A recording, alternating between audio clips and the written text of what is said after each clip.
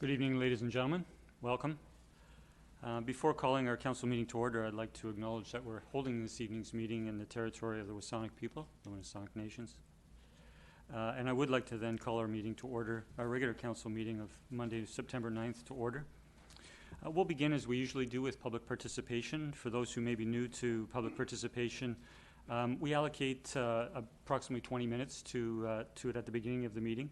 We ask that each of the speakers speak for a maximum of 3 minutes. I don't have a timer in place here, but I will watch the time and ask you to keep your remarks to 3 minutes such that we can hear all of the speakers who wish to come before us this evening. And then we move from there. So I'd like to call for a first time if there's anyone wishing to address council this evening.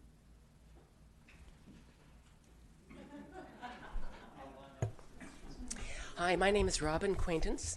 I live at 9586 Waxwing Place.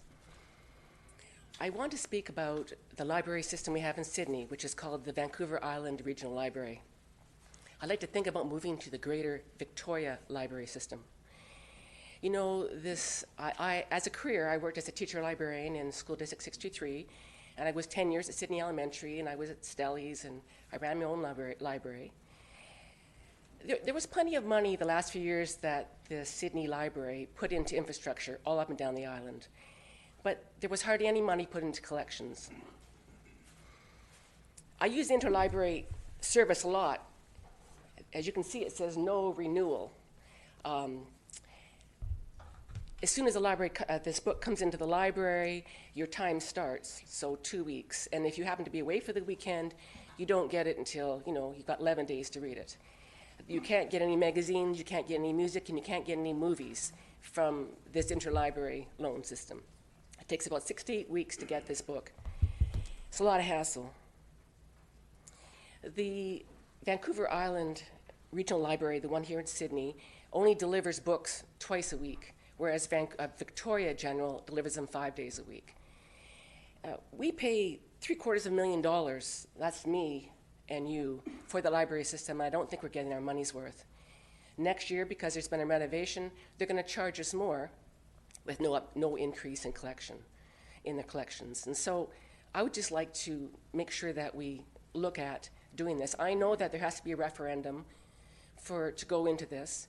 And last time we had a referendum, which was years ago, Brentwood Bay went with Victoria, and North Saanich wanted to go with Victoria as well, but because they're tied to us, they couldn't.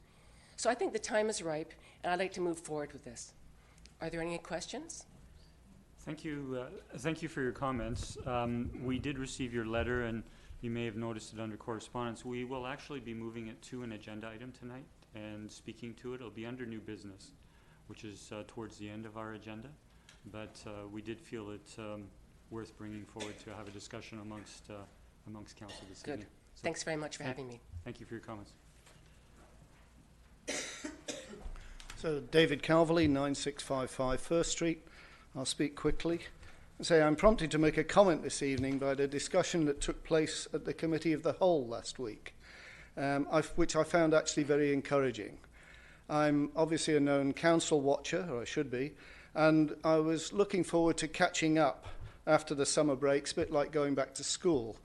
So when I came back off vacation, I went back and read some newspapers and things, and I was particularly impressed to read in the PNR a comment from the Mayor that they reported that said, about the OCP review, we will engage the community and look at not just one aspect of the community plan, but look at it as a whole.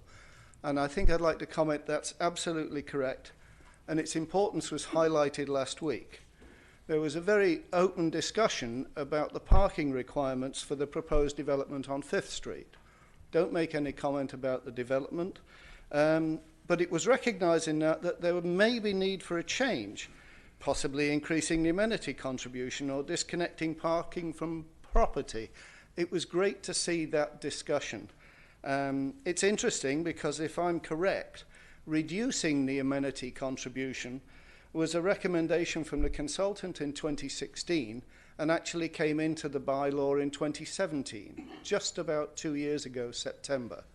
It shows that things change quite quickly in Sydney and that this council's open to listening to that change. That's very positive. It's to be applauded. As a final comment, perhaps Council should consider how exactly public participation will be organised in the OCP review.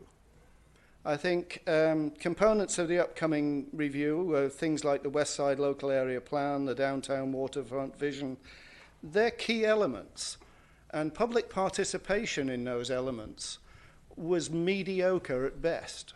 I partook in most of it, and it was empty. I think that came from apathy and from people feeling rejected after the gateway discussions. And later on, after the fire hall discussions, people lost faith. And I think residents felt that their opinion was not heard. Now, with the new OCP review, clearly, you guys got elected, you have to take the lead. And I think together with council, and I've done a couple of projects with the staff, they have the real experience, the expertise to do this, and I'm sure they'll reach out to community organisations to get help.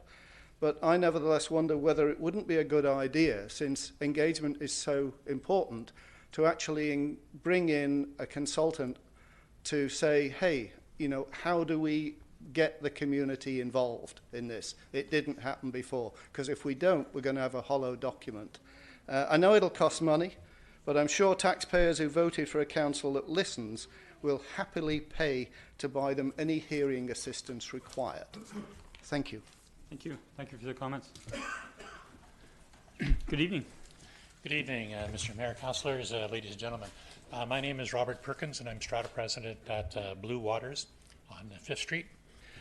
Blue Waters is a 42-unit condominium building at 9560 5th Street at the corner of 5th and Weiler. It's been part of the 5th Street Lockside Drive community for 55 years. Since 1965 it was built. Our owners in the building are all over 50 years of age, many of them well over that age. In addition, many of them have varying degrees of mobility impairment, some using walkers, canes, and scooters. They do need to go from our property into the downtown shopping area of Sydney for groceries, medications, doctor's appointments, etc. on a regular basis.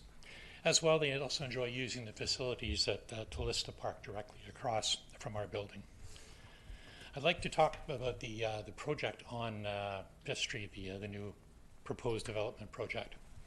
We had first contact with Mr. Gillespie of Jericho Development on June 1st of this year. He was meeting with neighborhood people, providing information about the new building or proposed building project in the area. I found him very accommodating, very eager to provide information on the project. Of course, he was also looking for community support. I brought all the information he provided back to council and developed our support response. Concerns were raised primarily about the on-street parking situation. Residents access from our building to the existing sidewalks near the Sydney Food Bank. The existing situation forces residents, not only ours but the entire community, with walkers or scooters out onto the paved bicycle path area, which in turn forces the bicycles out into the traffic lanes. The expected increase in on-street parking that this project would generate is only going to make matters worse. The project has the minimum required off-street parking allocated, but any visitors would need to look for other parking spaces. At present, the most favorite parking spots appear to be on the street, as quite often there is a solid line of parked vehicles from Weiler all the way north to the Sydney Food Bank, which is the southernmost extent of the existing sidewalk. Blue Waters Council noted that the proposed project included a sidewalk area in front of the project and asked if it would be possible to extend that sidewalk south towards Weiler Avenue, giving safe access to our building residents as well as other neighbors in the area. We noted that our Strata Council had approached Sydney Council here in May of 2015, well before this project came forward, with similar concerns. A response from Mr. Tim Tanton, the Director of Engineering, Parks and Works, was received by our council on June 5th, 2015, thanking us for our concerns and writing that although the town agreed that a sidewalk would be desirable, it was not in the current budget. He went on to say, and I quote from his letter, "It would be even better if we could install a sidewalk from the end of the existing one at the Sydney Food Bank right through to Weiler Avenue. We will bring this item forward for Council's consideration as a capital project in the 2016 budget deliberations. That, unfortunately, was the last we heard of it, and I was unable to find any record of it being discussed at that particular budget meeting. We continue to advocate for the installation of a sidewalk as described, preferably extending to the south as far as Weiler Avenue, providing walking access to the lighted crosswalk at Weiler. It's my understanding that the community amenity contribution policy dictates that certain amounts of monies be allocated by the developer to improvements in the project's community area. I can think of no better use than to increase the safe walkability of the residents of 5th Street, Lockside Drive, and surrounding community. Thank you very much. Thank you for your remarks. Good evening. Good evening. My name is Wendy Pearson, and I'm here today to talk about the request for underground wiring on 5th Street and Bevan. I'm the president of the Centennial Square condominiums. I represent 17 owners, 12 residents, and 5 business. Mr. Matthews has put in a proposal with the town of moving the hydro pole on the corner of Bevan and 5th, taking that pole out, taking out the pole on the corner of Oakville and 5th, and not many feet down the road, 2 parking spots which would be lost, and putting a new hydro pole there. He has generously offered to pay for part of it. When Mr. Matthews purchased his unit, he did not realize, and this is in conversations that I've had with him in the past, that that hydro pole was going to obstruct him. So he had an option at that time to buy a different unit or a $25,000 reduction on his unit. He chose the $25,000. He approached the town to have the pole moved from the corner of Bevan and 5th to the corner of Oakville and 5th on the north side. There's already a pole on the south side. It was turned down by the town of Sydney after consultation of all residents in the area. My understanding is there's a lawsuit pending. It was dropped against the town of Sydney, but it is still pending against the developer and realtors in Sydney. Unbeknownst to everyone in the neighborhood, this proposal has just come to light again. I just found out about it last week. So I have met with some of your town officials, and I think that the understanding is definitely we as a building want beautification in Sydney, but not by piecemeal. As you did the waterfront, all the hydro poles came out. It sure would be nice to do 5th. I understand it costs a lot of money, but maybe it's something that should be looked at to be done in the future with one disruption of the street again. My questions are, who's going to pay for the overruns? I've seen all the figures of what it's going to cost, what the town is going to contribute, what Mr. Matthews is going to contribute, and what Hydro is going to contribute. But who's going to pay for moving Telus and Shaw and all of the other things that will go along with this? For example, on the corner of Oakville and 5th, we have a telephone pole there, or a hydro pole there with a light on it, which really lights up that area. That pole will be gone and the light. Now the town has said that they would put in one of the poles like you have downtown, but again, who's going to pay for all of this? I just had a call yesterday from DFH Realty, one of the realtors, unbeknownst that she had no idea that I was doing this today, but she called concerned about Mr. Matthews' building. There's no parking there. And the people are not selling their units because there's no parking. Wanting parking, we have lots of parking in our unit, wanting to rent parking from us for the businesses in there and owners. Unfortunately, that's not an option for us. There is a unit for sale on the top floor. Mr. Matthews had his unit for sale for just under $1 million. I do know what he paid for it, and it was nowhere close to that. But there is another unit that would be taken right away from the hydro pole, which is an option. I understand that the problem with the seagulls on the hydro poles are a problem for everybody in Seagull, all that mess underneath them. And when you wake up in the morning to those squawking seagulls on the hydro pole right outside your bedroom window, it's not very pleasant.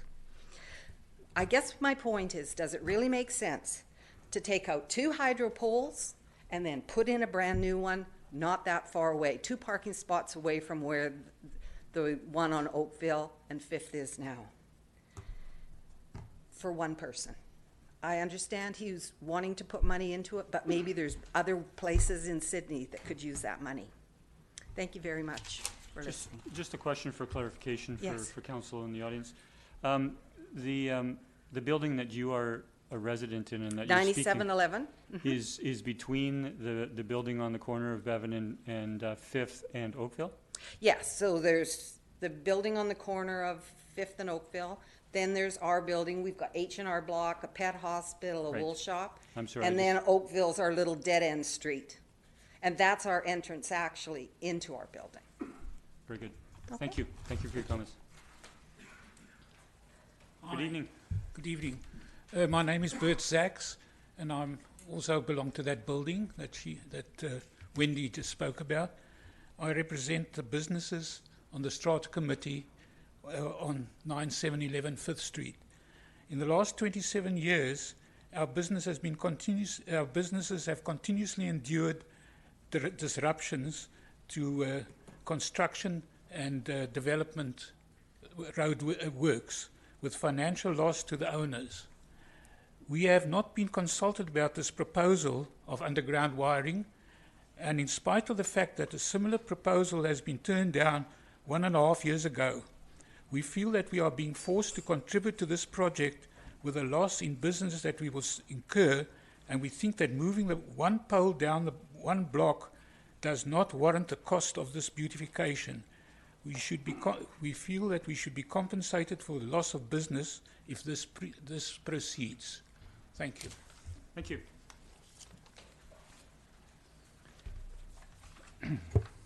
Good evening. Good evening. Your Worship, members of council, staff, public. My name is Peter Marshall and I reside at Marvet Place.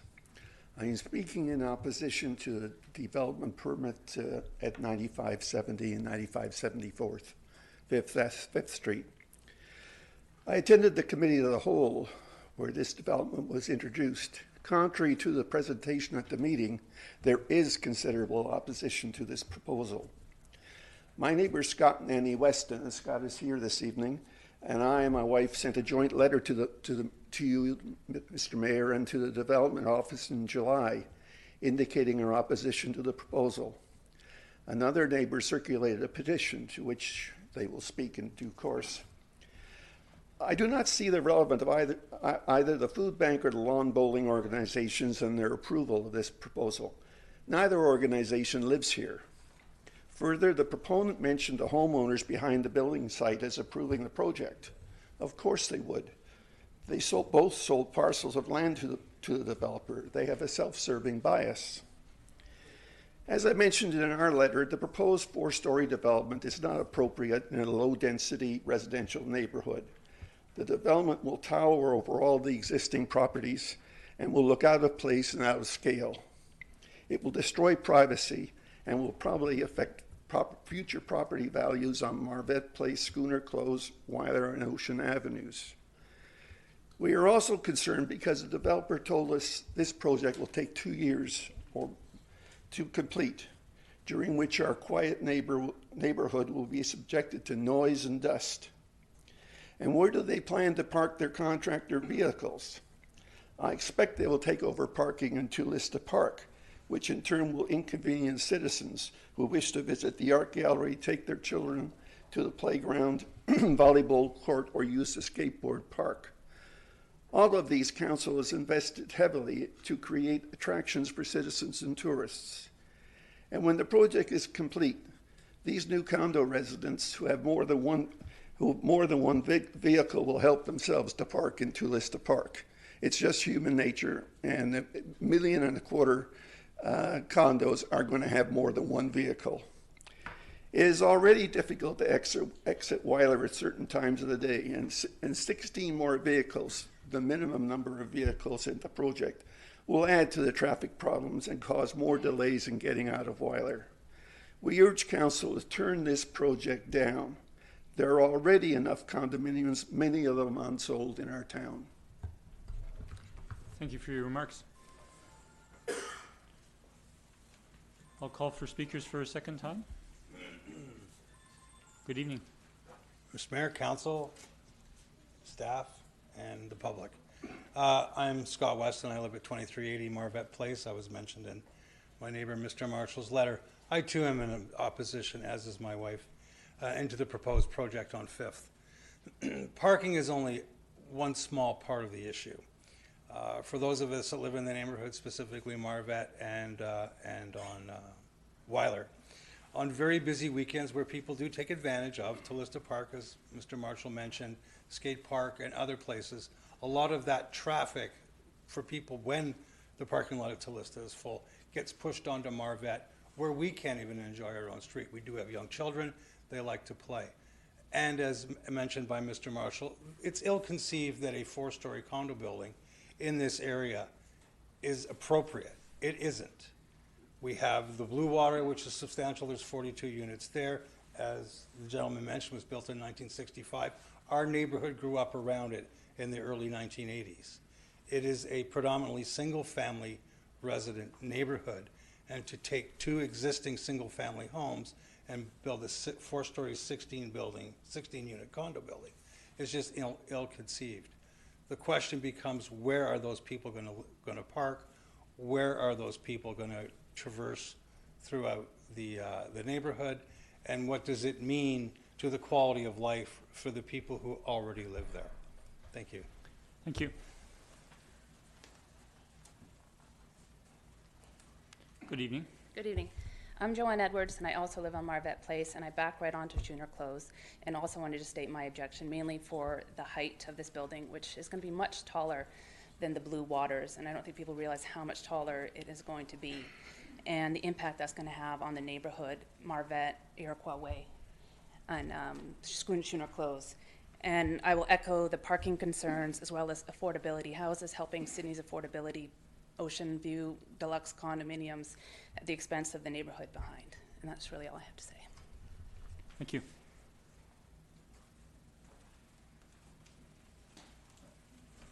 Hello, my name is Dawn Thornborough, and I live on Oakville, just a half a block down from our new building. When they were putting this building up, I went in and talked to people here in City Hall regarding the ambulances and fire trucks and everything coming down our street. And I was told emphatically they would not be using Oakville. They had other routes. They have a new way onto Bevan. And my understanding was they would go down 7th to where the park is, to the traffic circle. Well, it hasn't happened that way. The ambulances aren't so bad, but the fire chief in particular loves to go down our road and turn his siren on, and there's a lot of old people there. We've had our wits scared out of us because a car comes along, you think nothing, and all of a sudden, woo!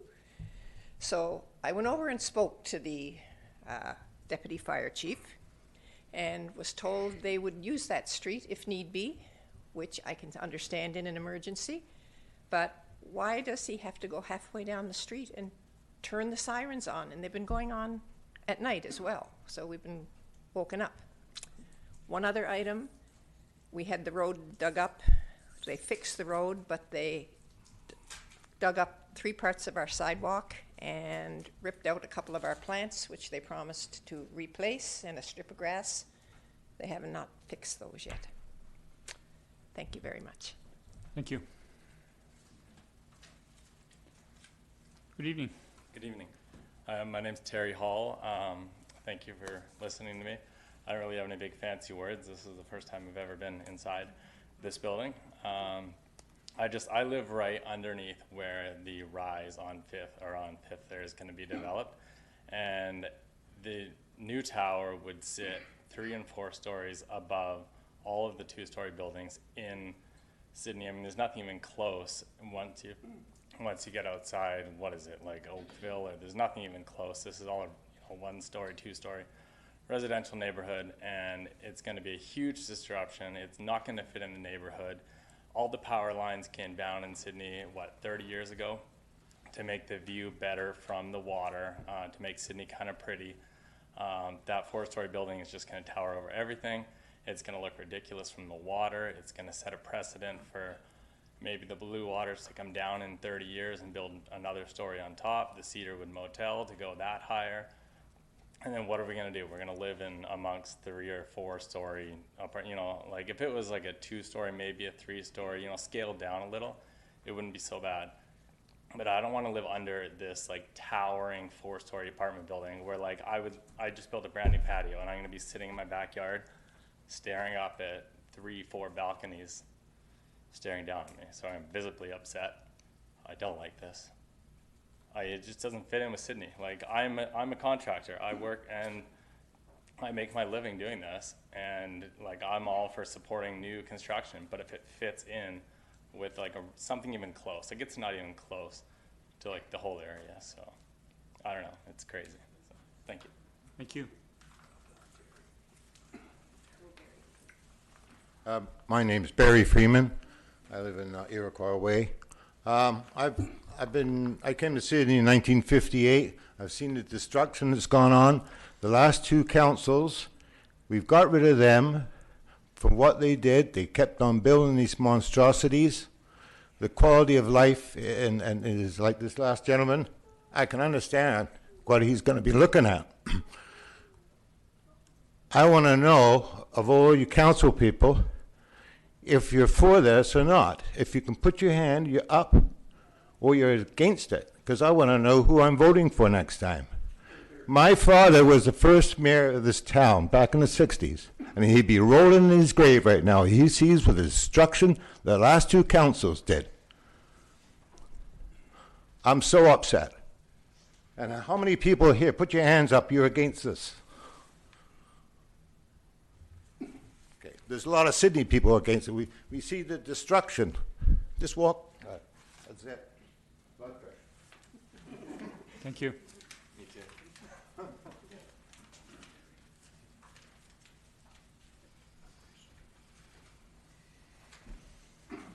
Good evening. Good evening, Bill Collins, 2028 Westbrook Drive in West Sydney. I want to talk about the recommendation in front of Council tonight for the planning for remediation of the dam in Ray Creek and plans ultimately for a park, an enhancement of the existing park. I want to say thank you to all, and I urge you strongly to adopt the recommendation from the Committee of the Whole. I understand there's certain discussions to be had about budget, which is exactly what you're here to do. However, I will say this is the largest natural reserve we have in this town. And the discussion shouldn't be just how we protect what we have. The discussion should be centered on what we do to enhance it for future generations. Because throughout Sydney, and in natural progression, we end up getting stressing our natural environment. So this is an opportunity to not only say we want to protect existing Ray Creek Park, we actually want to go forward and improve it. So I urge Council to move forward on remediation of the dam and the discussion of the park in general, rather than a delaying discussion about actually whether or not we're going to remediate the dam or not. Please move forward in the best interest of the natural environment of Sydney. Thank you very much. Thank you.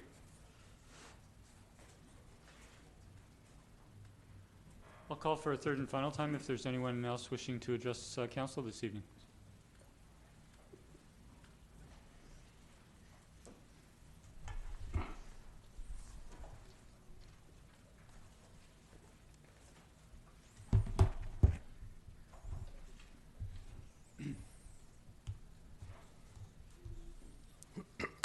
Pardon me. Good evening, Your Worship. Oops, I think I just broke your mic. Good evening, Your Worship, Council, staff, members of the public. My name is Greg Gillespie. I'm Development Manager for Mike Garrett Construction, and we are the applicant for the proposal that you have before you under Committee Report R3, and we are the owners of 9570 and 9574 5th Street. As outlined in the staff report and our previous presentation, we meet the intent of the OCP. In fact, a 4-story multifamily building has been envisioned at this site for over 12 years.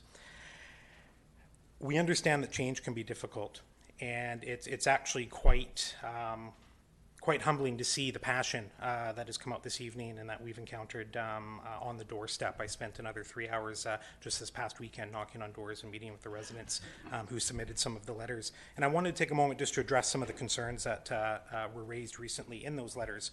Number one, traffic. You have in your agenda package, I hope, a report from Watt Consulting Group that we engaged, and they concluded that any traffic from our development will be minimal and have a negligible impact on the surrounding road networks.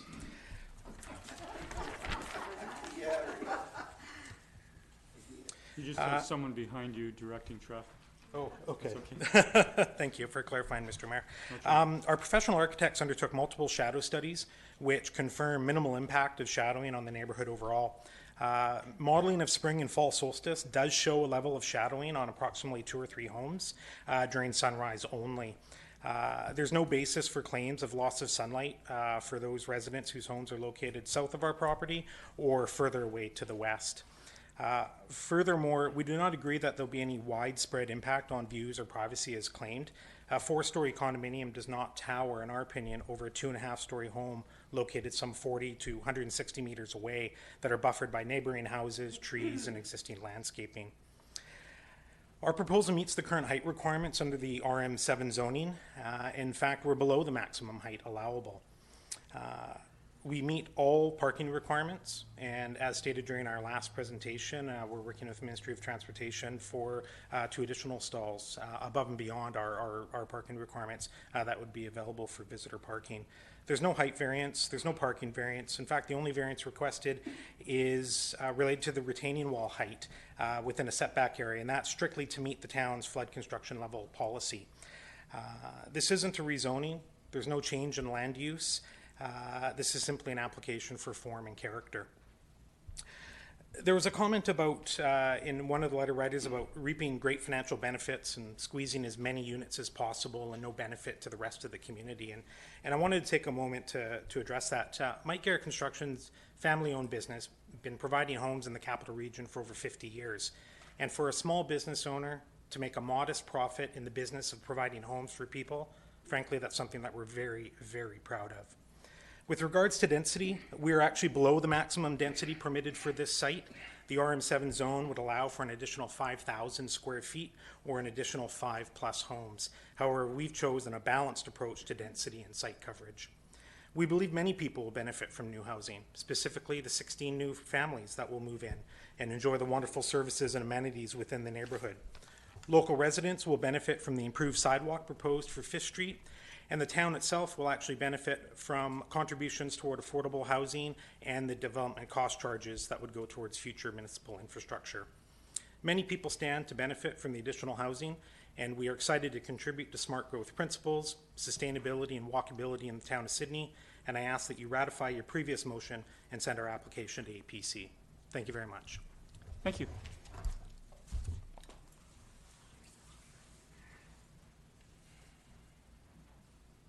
Seeing no other speakers come forward, I'll bring public participation to a close. Thank you to everyone who came and spoke this evening.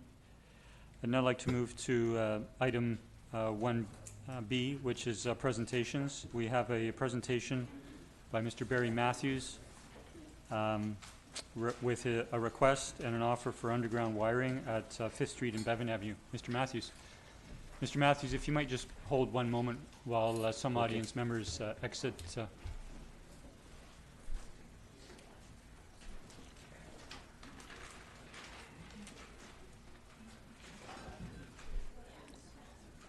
Mr. Matthews, as I think you may know, you have 10 minutes for your presentation this evening. That does not include any question and answers that council may have or you may wish to answer after that. I understand that. Good evening, Mr. Mayor and Council. As you know, I'm Barry Matthews. My wife Barbara is behind me at the back there. Our home is at 403-2409 Bevan. For you and for those here and for those tuning in by video and audio, I'm just going to encapsulate the nitty-gritty in about 5 minutes summarizing the project for underground wiring on 5th Street.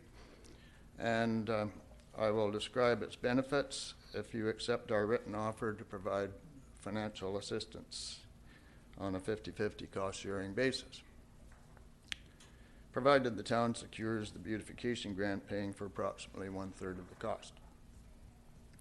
The deadline for submitting a qualifying application, as you know, of course, is for the BC Hydro Beautification Grant is at the end of this month, September 30th.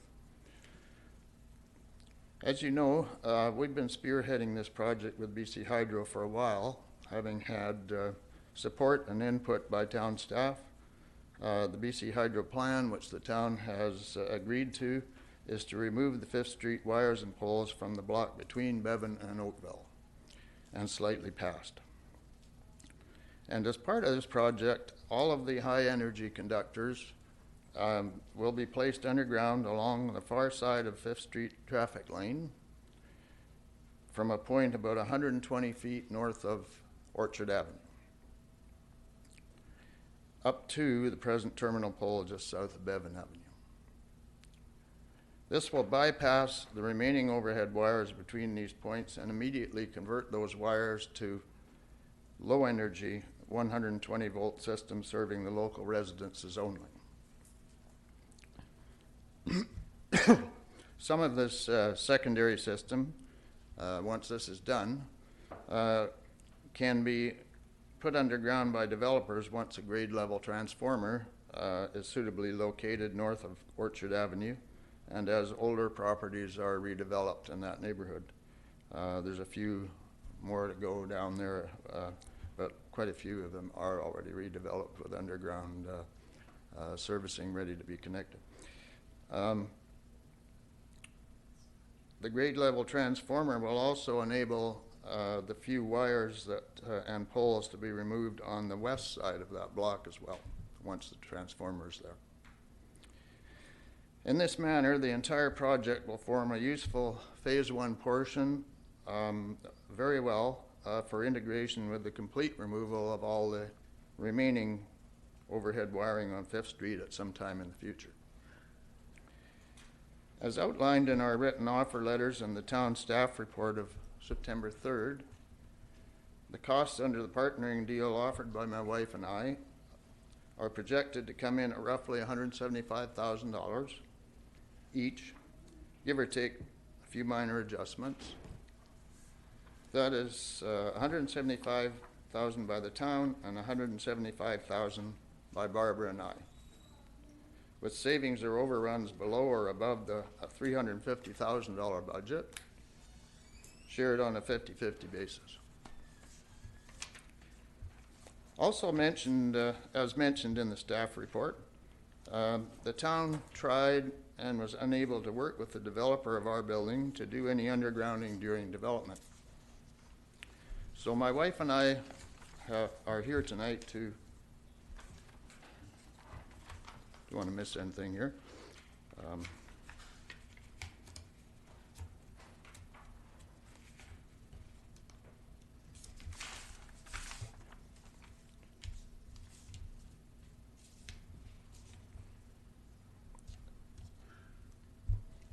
Are here to see this through.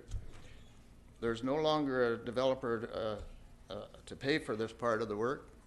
As I said, going with the main conductors going all the way down, it's about 400 feet, 470 feet. Nor will there be in the future. However, we're here tonight with a significant financial offer to share the town's costs 50-50. We see this as a reasonable proposition to benefit the town of Sydney and all of its citizens. I also think this is a smart business decision for the town to make while costs continue to rise. Our condition, however, is that we want a qualifying application for the BC Hydro grant to be in by September the 30th and for construction to be completed before the winter of 2020. I think that sums up the project, its benefits, and our offer. I just have a couple of gentle reminders I would like to clear up. The agenda item tonight has been titled Request for underground wiring, 5th Street and Bevan Avenue. This is a bit of a misnomer because this is the project the town wanted. And we have assisted in bringing this to fruition.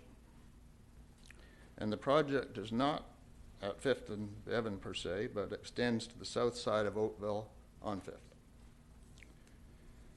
5th. The report to Council of September 3rd suggests putting a cap on the town's funding and imposing any upside financial risk upon my wife and I. First, we're retired, and I'm no longer in the construction business as I once was. We would have no control over the management or tendering of the project, such as a practicing developer would. So we would need equal incentive to bring the project in on budget. There is no developer, so as such, we're not willing to negotiate the 50-50 offer we've made. If there are savings, which from my understanding I believe to be a distinct possibility, if we can work together well and the project is completed as planned in 2020, those savings will be shared on a 50-50 basis between us. If there should be an overrun, the overrun will also be shared 50-50. That's pretty well encapsulates it. Are there any final questions the council would like me to respond to? Thank you, Mr. Matthews. We do have it as an item to deliberate on further in our agenda, but if there are specific questions that would bring additional information to you, please bring them forward now to Mr. Matthews. Councillor O'Keefe. Just a little bit more clarity on something you just mentioned about, were you inferring that you wanted to be involved in the process in terms of the contract awarding? No. Okay. I could be just on an information basis, having been a contractor, as I know that there's been some talk about prices being a little bit high, some of them now because of a shortage of workers and one thing and another. I could make some input into okay, that's fine. I guess into some of the tendering, that sort of thing. No, I don't want to partner on the management. No, that would be taken over by the town. Right. Okay. The town simply has to call Hydro and say, you're taking it over for a beautification project. They will assign a new project number from us, and it'll be in the town's name. The same quotations, everything, plans, all the same. Okay. Other questions, Mr. Matthews? I have one question. We do appreciate the figures that you provided in the information that you submitted to us. And just for clarification, you did speak to cost overages at the end of your remarks. They were not addressed in particular in your information submitted. I'll note, and we will have further discussion on these numbers under the agenda item, but the construction costs are approximately $472,000. There are additional costs to that, some of which you've enumerated, which would bring the amount, I would suggest, close to $500,000. I'm just going to use that as a round number. We're talking about after the beautification grant is off, it's about $348,000. No, I'm talking about the total cost of the project, sir. Yes. Okay. And in the figures that you provided or suggested a contingency for one aspect of the project of $5,000. In the staff report that we considered last week, staff recommended a contingency of 10% for a project of this scale, which in our experience at the town is not uncommon. That level of contingency would be approximately $50,000. Council will decide which way we want to go forward, but my question to you is, if council sees merit in this, and if we're to consider a contingency, would you be comfortable with a $50,000 contingency? First of all, the contingency that you mentioned, the $5,000, that was simply a specific contingency for running into some obstruction while the main conductors are being put down the center of Fifth Street. An overall contingency, I'm willing to include a contingency. We'll be putting up a bond for you to make sure that you know that we have the money for you. We're willing to consider an appropriate contingency within that amount. Okay. Like I say, though, I believe, let me tell you about the costs from BC Hydro.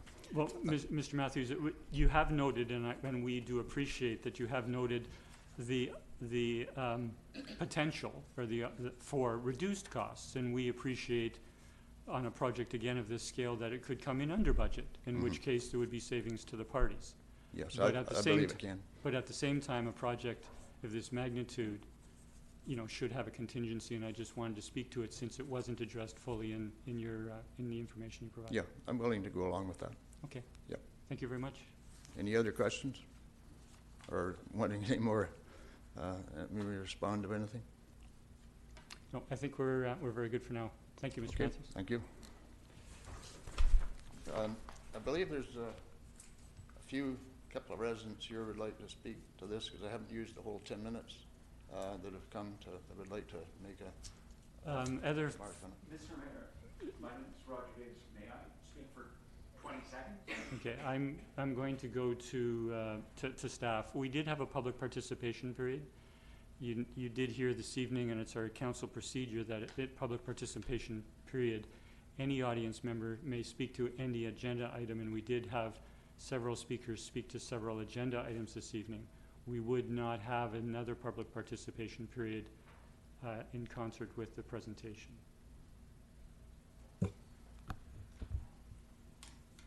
I would say that it's outside the scope of the procedures bylaw, but it's at council's discretion if they want to, if they feel there's sufficient time and they want to hear from the gentleman, or it's at council's I think discretion. there's only two. Okay, I would ask Take about a minute. council to provide consider a resolution if they would like to bring that forward.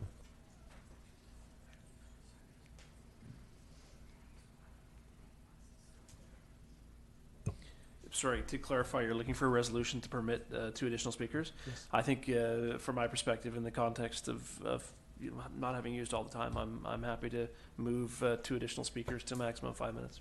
Seconded. I'll call a question. All those in favor? Motion carries unanimous. Thank you, Mr. Matthews. So I would now call upon the 2 speakers.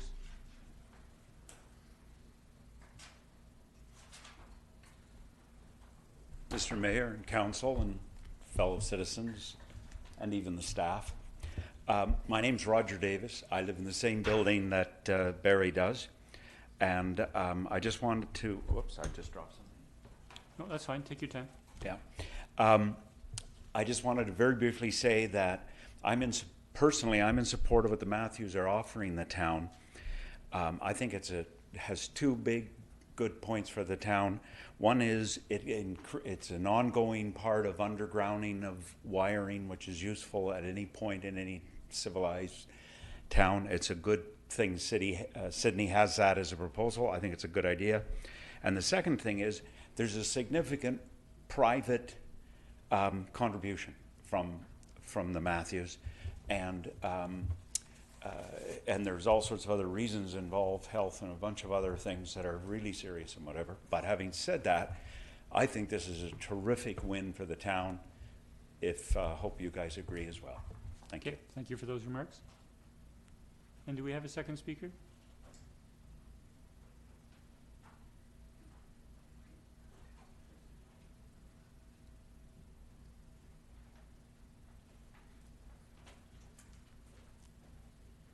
Evening, Council, members of the audience. My name is Wendy Radcliffe. I live at 103 9710 4th Street. I'm a former owner at the Water Tower building, which is where Barb and Barry Matthews live. And I've been in favor of getting that pole removed since before or at the same time that I bought my unit. Even though my unit, I don't even see that pole from my unit. But that was one of the first things that I noticed when I came to visit the site. I lived in Seashell at the time, And I asked the developer, I said, is that pole going to be removed? And I won't go take council's time with the long dissertation that he gave me about that, because I've heard many different stories on it. But the end result was, as you know, it wasn't removed. So I'm very much in favor of having that pole removed, and I think this is a rare opportunity where you have a private citizen willing to make a contribution to something like that. And I think the developer missed the boat on that, and I do think council should take advantage of this offer by the Matthews to have the pole taken out. Thank you. Thank you. We'll now move on to our approval of our agenda. I'll note that Councillor Fallett has requested that we raise the letter from correspondence 16.7 to new business, item number 15. So with that change, if we could have a motion. Move adoption as amended. Second. Those in favor? Motion carries. Thank you. Now, sorry? Yeah, I was going to say, can we raise item 1621 to new business as well? May I speak? Oh, go ahead. Sorry, if we can just turn. I believe I just ran that one past staff earlier. That's the backpacks, and that's they will be responding to that. So okay, no, oh. Thank you and thank you. So I'll now call the question. All those in favor? The motion carries on the amended agenda. Thank you. Now look for adoption of our minutes of our regular council meeting of August 12th. I'll move adoption of those minutes. Second. All in favor? Motion carries. Thank you. We don't have any business not completed at a previous meeting. We'll move to item 5, business arising from minutes from our council in camera meeting of August 12th, 2019. The first item is with regards to a delay in the closing on the sale of the fire hall parking lot site on 3rd Street. During the finalization of the closing documents, a last-minute detail regarding the taxable status of the town-controlled parking spaces required a 2-week postponement of the closing date. The parties needed time to resolve the issue as it was deemed unfair to saddle the future Strata Corporation with a tax burden related to parking spaces it did not control or benefit from directly. As a result, the town will be pursuing a leaseback of the town-controlled parking area. This will render the portion of the property that will be dedicated to public parking non-taxable. And so we passed 4 motions, and I'm obliged to read the essence of those motions. And the first was that that the closing date of the purchase and sale agreement be extended to August 15th, which has now passed and concluded. That $500,000 of the purchase price be withheld for a reasonable time frame, not to exceed 3 months, pending resolution of the parking issue, and that the terms surrounding the payment of the remaining $500,000 be negotiated by staff through a memorandum of understanding no later than September 16th. And lastly, that staff be directed to prepare a lease agreement of up to 40 years for the leaseback of the town-controlled parking spaces and undertake the statutory advertising required. So staff has proceeded on that basis. The second item arising from our in-camera meeting of August the 12th was appointments, citizen appointments to the, well, not just citizen appointments, appointments to the Economic Advisory Committee. The public will, audience and public will remember that council and staff conducted a full review of the Economic Advisory Committee earlier this year. We completely revised the terms of reference. We also revised participation on the committee with the intent of having more diverse representation of the various economic sectors, if you will, within the Sydney economy. And so I'd like to read out the 12 members appointed to the committee from the citizen applications from the applications that we received. The first is the Sydney Business Improvement Area will have a representative, Natalie King, and her alternate will be Sarah Matchett. The Sanders Peninsula Chamber of Commerce will have their Executive Director, Denny Warner, and alternate, Kristen Tyler. The Victoria Airport Authority will have Rod Hunchuk as their appointee, with the alternate being Jeff Dixon. The Sydney Event Advisory Group will have Alyssa Gerwing and an alternate Diane Thorpe. And then the various sectors directly represented will be Frank Austin representing the marine sector in Sydney, Jennifer Mitchell, representing West Sydney Business Park, Barbara Sina representing the downtown retail business sector, Dina Matheson representing hospitality tourism, Stasia Hartley representing service businesses, Annalie Armstrong representing home-based businesses, and we do have two residents at large, Mr. Doug Walker and Mr. David Calvilly. So I'd first like to congratulate those appointees to the Economic Advisory Committee. But I also want to thank all of the applicants. We did have quite a list of submissions, and quite frankly, it was a challenge for this council acting as committee to in the selection process, because there was more qualified candidates than the ones that were selected. In terms of going forward, staff are currently working on a plan for sometime in October for this committee to have its first meeting. There'll be an orientation, and we look forward to the committee working with its new terms of reference and working with council. Thank you.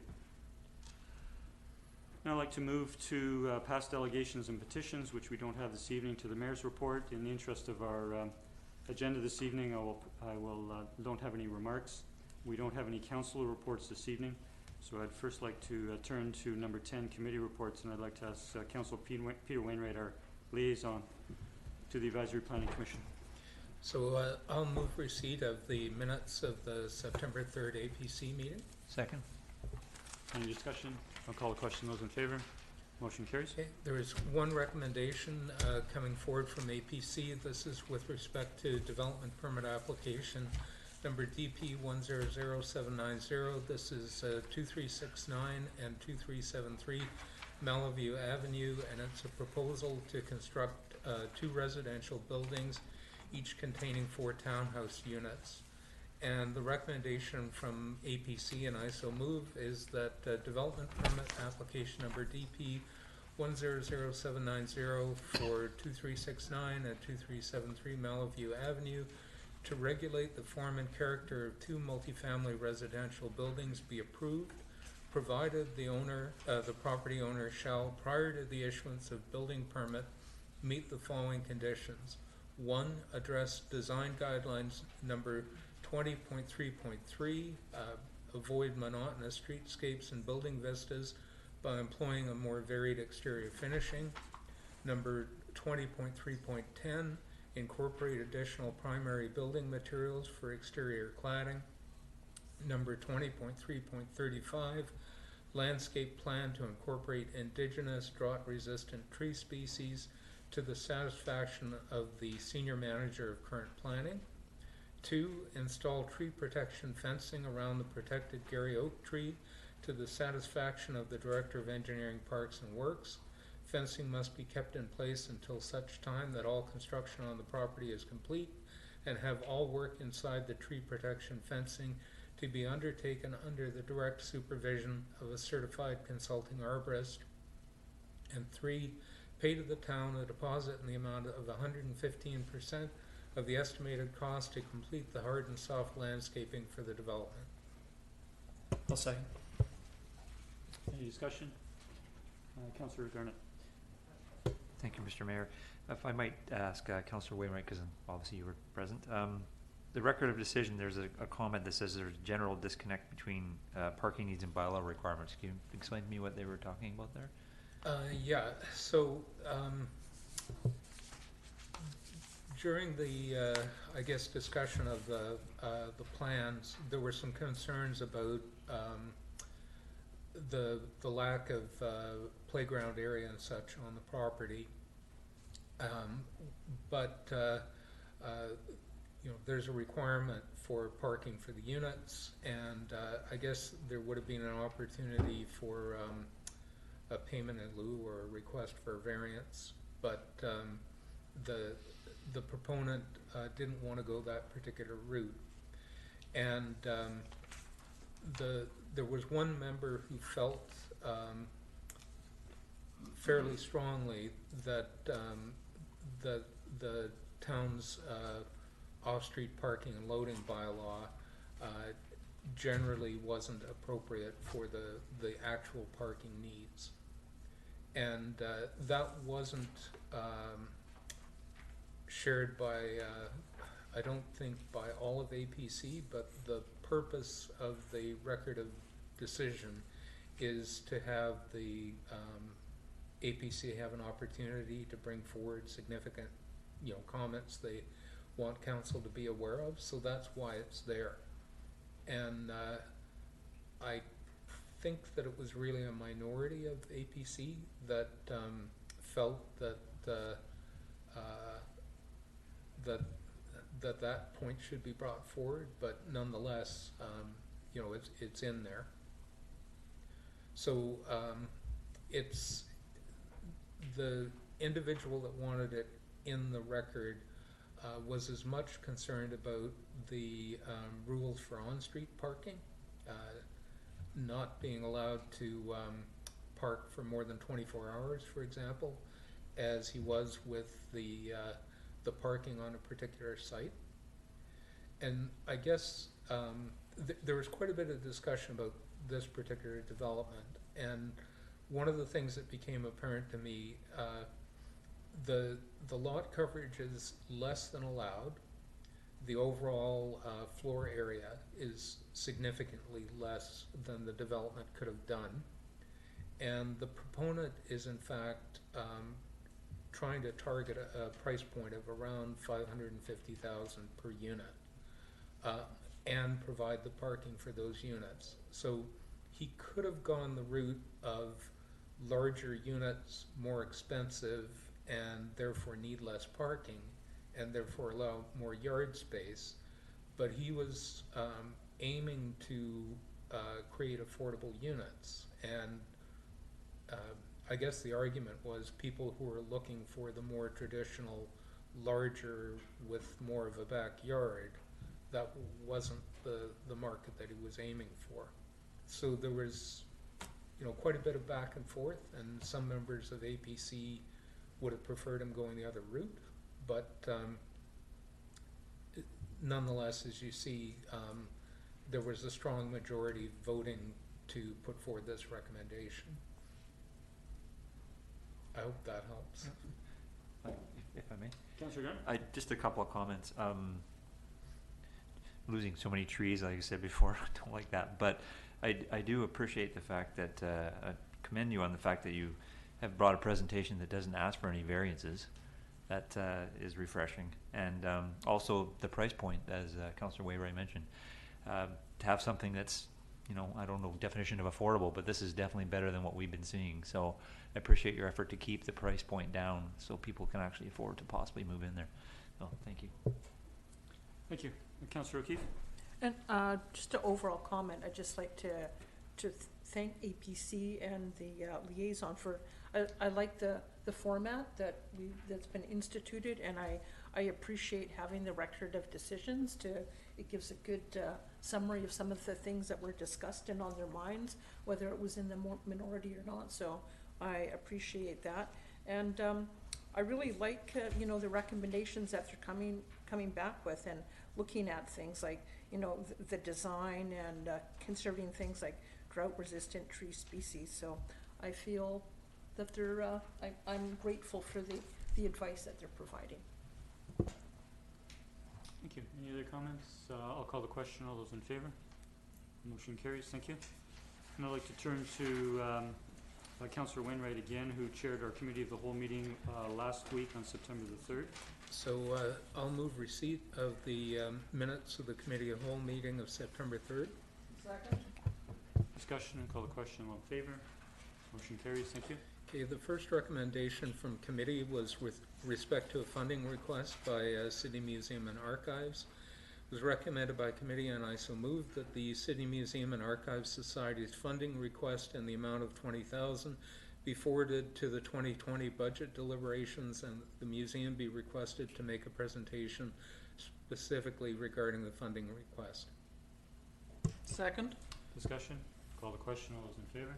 Motion carries unanimous. Thank you. Second recommendation from committee was with respect to the Ray Creek Pond contamination remediation. Was recommended, and I so move that one, that the Ray Creek Dam be renovated in place, and two, that staff be directed to A, immediately tender design of the dam with the existing 2019 Ray Creek Dam budget, B, announce public consultation for Ray Creek Park redevelopment by spring 2020, and C, review and apply for grants for construction of new fish ladder. Second. Discussion? Call the question. All those in favor? Opposed? Motion carries. Thank you. Okay, third recommendation from committee is with respect to development permit application number DP 100796 and development variance permit application number DV 100286. This is 9570 and 9574 5th Street, which was the development that was discussed earlier tonight. It's recommended by committee, and I so move that development variance permit application number DV 100286 and development permit application number DP 100796, 9570 and 9574 5th Street be forwarded to the Advisory Planning Commission for further review and comment. We have a second. I'll second. Any discussion? Councillor Wainwright. Thank you, Mr. Mayor. And it's unfortunate that so many people who obviously came to talk about this development have already left, but I see there are some people here, and so I hope that you'll take this back to your neighbors. I'm sympathetic to the points that are being made, and past councils amended the OCP and subsequently the zoning bylaw to put the zoning in place that allows this development to occur. And with the exception of the retaining walls, there are no variances. So when council considers an application of that nature, we really are constrained by the fact that the zoning is already in place. And to explain what I mean, if you're a property owner and you own a single-family home on a property that's zoned to allow a single-family home, you have a right to build a single-family home. And if council takes away that right, you have legal recourse. You can sue because you have that right. So in this case, the property owner has zoning that permits a 4-story condo building, and as you heard in the proponent's representative's remarks earlier tonight, the zoning actually allows a larger building with about 5,000 square feet more. So the thing is that the property owner has those rights. Council must consider the application in terms of whether it conforms to the guidelines for that development permit area that are in the OCP. And if it does, we don't have grounds to say no. Now, we can send it to our Advisory Planning Commission to get them to work with the proponent to try to make the design better, to address concerns that are being raised and so forth. But honestly, my hands are tied, council's hands are tied, in that the zoning is already in place, and the decision that I have to make has to be based on whether it conforms to the development permit guidelines or not. And the staff report that came forward to Committee of the Whole suggests that it does. Now, I know that staff will be doing a more detailed evaluation of whether it conforms to the development permit guidelines or not, but if it does, then I'm really not going to find that I have any grounds to deny the application. the time when I would have had the flexibility to deny it would have been when the zoning came forward, but that was actually a previous council. So I appreciate the concern, and I'm very sympathetic to the concern, but the ship has sailed when the zoning was put in place. Thank you. Councillor Garnett and Councillor O'Keefe. Thank you, Mr. Mayor. Through you to staff, we're seeking clarification on the height of the structures on top of the proposed building. Did we get some kind of final understanding of what that, if the height's actually permitted? Through the mayor to Councillor Garnett, yes, the staff member that reviewed the plans did look at the maximum height, and it was, the number quoted in the staff report was the correct height to the top of the roof structure, not to the underside of the roof, so the height measured is below the maximum 16-meter height. Okay, thank you. Councillor O'Keefe. Thank you. So I guess my comments relate to comments made by staff and by the proponent that it meets the intent of the OCP. And I guess a couple of difficulties I have with, the OCP talks about, and there's something in the report about having a diversity of housing tenures and the potential to have a wide range of different types of housing needs that are suitable for families, for seniors, and for households with lower and moderate incomes and persons with special needs.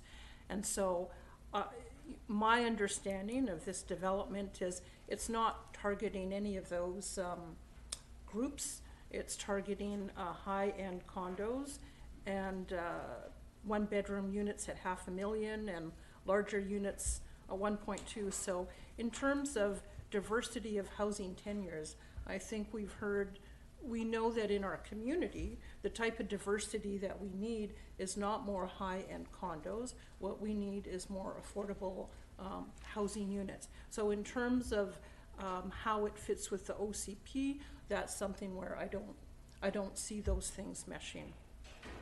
The OCB also talks about that developments, the transition and the compatibility between a proposed project and the surrounding lower density housing.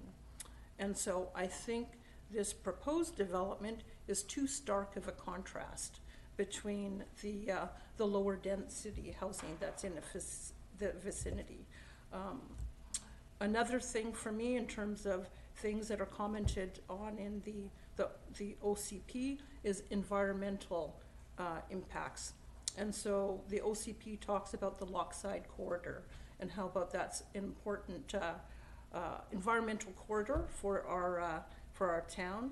And I have concerns about the taller building, the increased traffic. I'm not convinced by the about the parking survey that it will have minimum impact. I mean, just common sense to me, 16 new units and the additional traffic that will incur from visitors and residents, deliveries, that sort of thing, it will have an impact. And so while I understand the comments that it meets the restriction, the guidelines that are in the bylaws from a zoning perspective, and there's only one variance requested, I still have issues with how it actually conforms to those things that we are looking for in our official community plan. I'm not comfortable with the height of the retaining wall. I think that as a separate point. So I don't think at this point, that I'm in favor of seeing this move forward. Thank you, Councillor Keith. Councillor Garnett, or Councillor Rentoul. No, thank you, Mr. Mayor. And I do as well sympathize, as my council colleagues do, with the residents who came out this evening to express concern with respect to the project overall, and I'm pleased that they came out and took the opportunity to speak to council and relay those concerns. At this stage, I think it's important that this move to the APC, and I say that because in keeping with Councillor Keith's earlier comments around the type of feedback we're getting from the APC to help in evaluating projects that will add some context to the discussion for council when it comes back. In particular, the lens that Councillor Keith took with regard to the OCP and perhaps the mass or density in the transition aspect to the neighboring properties is something that could be taken into context for discussion as well. And so while I share some of those concerns, I'll support this moving to APC at this stage. Thank you. Thank you. Councillor Fallon. Thank you very much. I appreciate the comments made by my colleagues and certainly Councillor Wainwright for identifying very clearly and succinctly what we are looking at making a decision on, and that it is not the zoning, it is a variance that is about a retaining wall. That is what we're here to discuss. Having said that, I also looked through the staff report, and as Councillor O'Keefe has identified, and I remember I was part of the housing gap analysis a few years ago, and the housing type that we require in this town is, and where we have a great void of, is the low end and moderate end of housing. And by what the proponent said last week, it's pretty clear that that's not what this is meeting. That's not the part that's up for discussion. But I also look at the OCP, and it's talking about the transition of the existing housing and what is being proposed. And I look at, yes, the proponent is entitled to put up this building, and there's also an aspect of transitioning, and I don't think that is being met. But that's not what I'm being asked to decide tonight. It is a retaining wall. For the retaining wall itself, it is a very high wall, and I just don't like the look of it. I would like to, at this point, say that I am going to let it go to APC. Councillor O'Keefe made the point, Councillor Rintoul echoed it, that to hear what their points are. We heard from the neighborhood, and I think it's great that they came out, and I appreciate hearing so directly. And so if we let this go to APC, get their feedback from it, and take it from there. Thank you. Thank you, Councillor. Councillor Duncan. Thank you. Councillor Wainwright already went over what we have to decide on. That so many of the comments have come up against that is not what we can entertain. I share both Councillor Fallon and Councillor O'Keefe's reservations about the OCP, how it fits in the neighborhood regarding housing tenure. This is one of the few areas left in town where there are still relatively affordable, or at least there were when I first moved to town about 10 years ago, housing. This is only one property that has been zoned higher and therefore probably subject to being turned into luxury housing. But I do worry about that neighborhood suddenly becoming more valuable for upzoning and turning into higher end homes, and behind it as well. However, that land price now being what it is, I don't know what can be built on that land, full stop. It's a difference between, if it had stayed with the residential one, it would simply be a $3.5 million single family residence that was built there instead, which also does not meet affordable housing. And we are looking at the retaining wall as the variance. There is nothing else that can now be built on that site that would not need a similar retaining wall. They don't need that retaining wall because of the height of the building or the number of units. They need it because it's going to be below the ocean soon. And so any property that gets redeveloped in this area is going to be needing these retaining walls. So I'm not going to quibble about how high it is if we're going to continue looking at building in this area. So for that reason, I would be looking at sending it on to the APC. Thank you. I'd like to now give my remarks. I want to thank all the individuals who came out and spoke this evening. I'm sorry that they weren't able to stay and listen to our deliberations this evening. I concur with all of the points that Councillor Wainwright made, and similarly to other colleagues who made comments with regards to certain aspects of the OCP. I will be opposing the motion over a concern over the over some of the character of the building and the retaining wall. And there's a few aspects that I'd like to mention. I'll begin with the retaining wall. On the northwest corner, the retaining wall is at least 10 feet high, if not slightly higher. This is a concrete wall. Yes, there is intention to screen it with vegetation at some point, and it's unknown how long it would take to do that. However, apart from there being a 4-story building, this retaining wall is below the first story in essence, and it basically adds to the height of the building. And so the variance request is for the setbacks on this retaining wall to allow it to go to near the property line. And the only other option is to tier the retaining wall back towards the property. And while in the staff report we received last week, there was an indication that that might cause some drainage issues. I would be hopeful that there would be engineering solutions to those draining challenges. And while it doesn't reduce the height of the building, it does, I think, if you tier the retaining walls, leads to a softening starting from the first elevation of the building. My second comment is with regards to the west face of the building. To me, this building has excellent curb appeal, if you will, from the east side, facing the ocean, facing Lockside Drive. That's where the balconies are, and but the backside, and I appreciate that the balconies weren't put on the backside because that would have perhaps had more consequence for privacy of the residents behind. But that building, the back of the building, the west side of the building, to me does not have very much character. The windows are much smaller, and just the articulation and the materials that are used, it just looks like a single face of a great big back of a building, and we don't have to worry about it because people are going to be coming in from the front.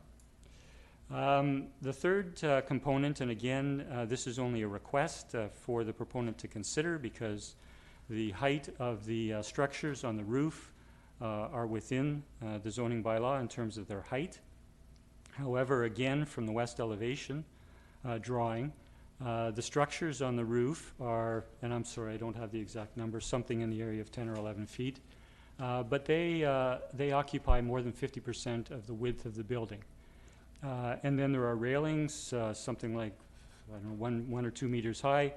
And so in essence, it looks like another story on the building.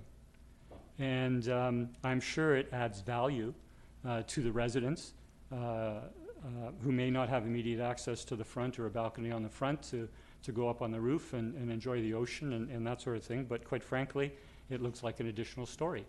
And while we see lots of apartment buildings with an elevator shaft, and that elevator shaft may be 11 feet or whatever is necessary, that's a lot different than having something more than 50% width of the building up on the 5th story. And again, I speak to that in, going back to my first remark with regards to the retaining wall and the size of it before you even get to the 1st story. So from my initial view, this almost looks like a 6-story building from the back on the west side. So for the reasons of the variance of the retaining wall, I will be voting opposed. I am curious if this passes to have APC's comments. Councillor Wainwright.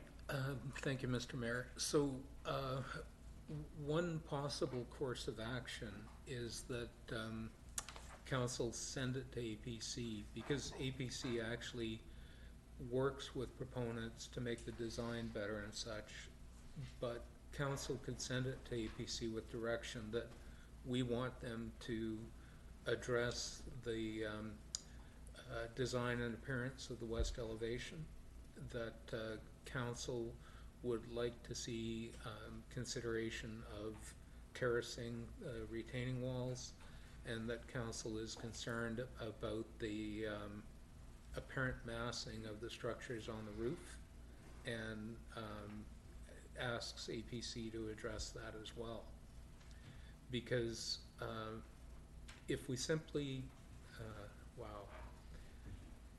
if we don't send it to APC, then I guess the question then follows, are we actually denying the application, or are we just asking the proponent to revise it and come back to us for us to consider it later?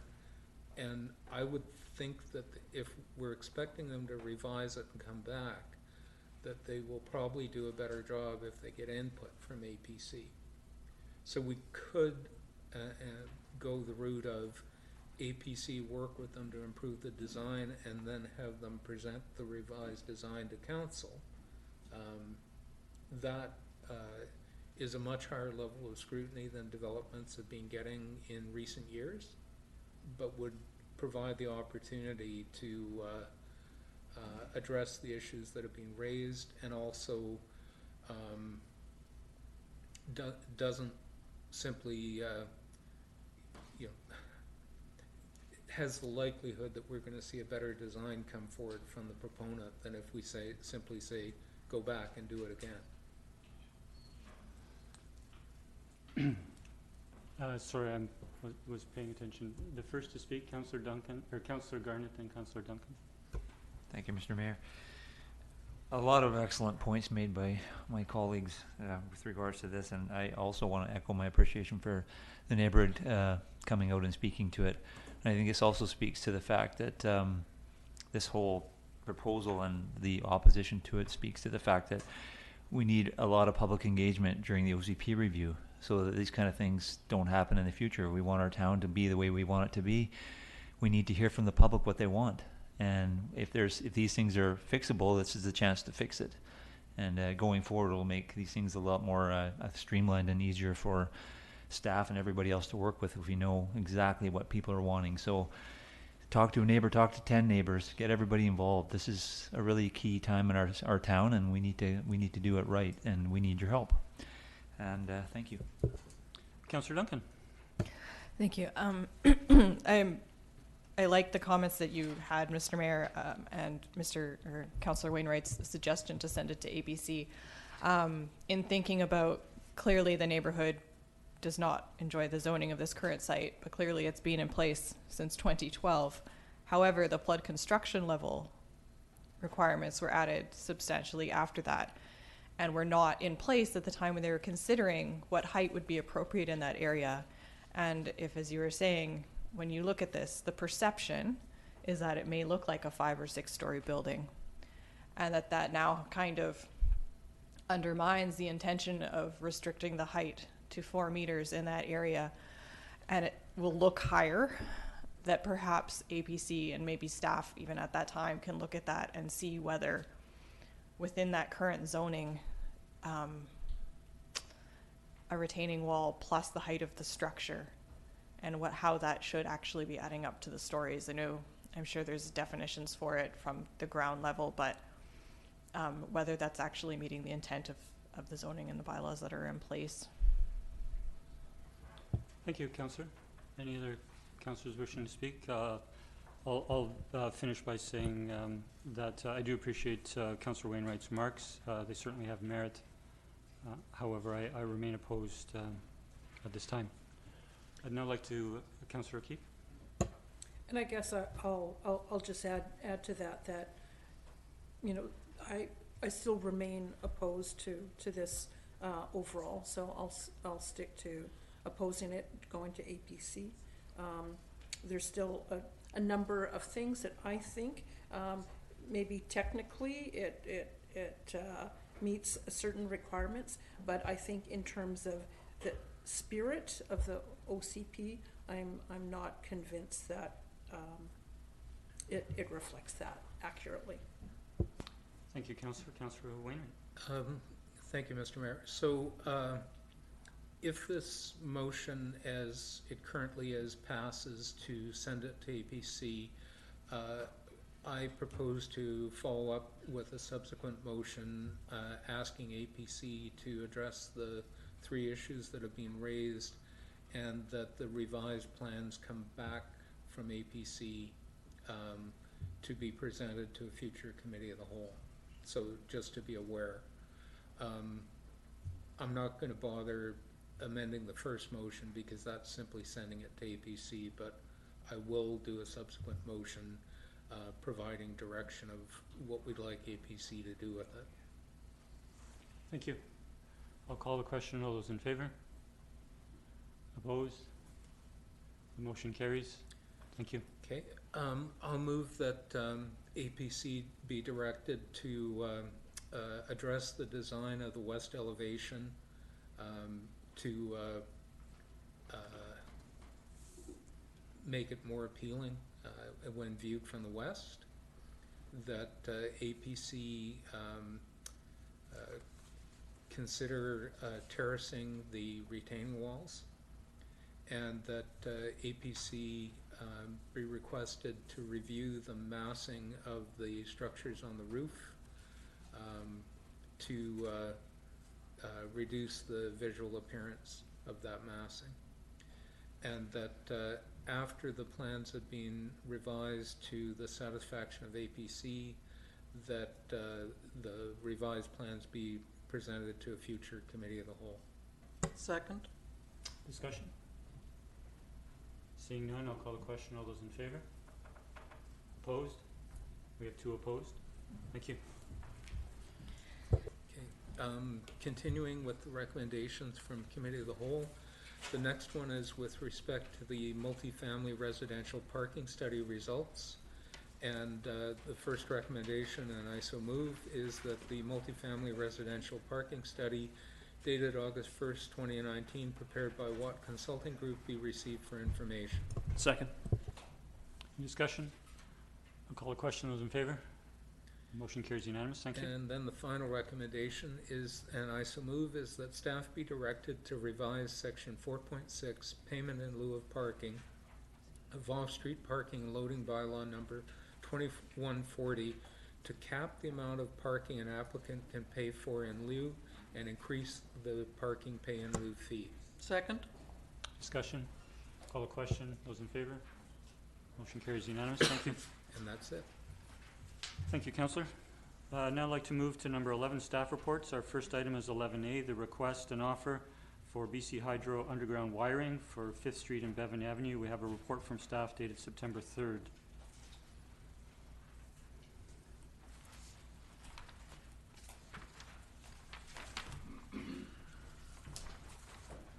There are 2 options recommended for us to consider. We could certainly amend one of those options if someone would like to bring one forwards for to enter into discussion. I'll move the recommendation that council direct staff to move forward with proceeding with this project and apply to the BC Hydro Beautification Fund, with the town offering to fund a maximum of $180,000. We have a seconder? I'll second for the purpose of discussion. Thank you. Councillor Fowler, do you wish to speak first? Councillor Rentoul and Councillor Wainwright. Thank you, Mr. Mayor. Yeah, I'm comfortable with the suggestion to proceed in this manner, in part because there's an opportunity here to address a direction in which the town is clearly intended to move, and that's towards underground services at the expense of BC Hydro's Beautification Fund, and in conjunction with a partnership opportunity, and so I appreciate that. Where I'm uncomfortable and would look to propose an amendment to the motion and or to revisit it if it's defeated is around that 180,000. And I say that because the issue of contingency was raised in the report, and it was queried by the mayor with respect to the amount in which was identified. I'm clearly in favor of establishing a cap. I don't see this as a blank check. That the town's looking to write to this amount. I believe Mr. Matthews has some experience in this area, and that his estimates are probably accurate, and that he has some faith in them as well, or he wouldn't have been in a position to propose this at all. But in that contingency is not adequately addressed in my mind, and it was addressed previously, I would be more comfortable seeing that maximum, or that not to exceed amount to be increased to $200,000, and then we would know that that's the most the town is prepared to put into this project. And if I may, Mr. Mayor, to staff, is there in the minds of staff the necessity to make a reference to this being contingent on the bond being put forward by the Matthews, or is that left to the actual agreement that would follow these proceedings?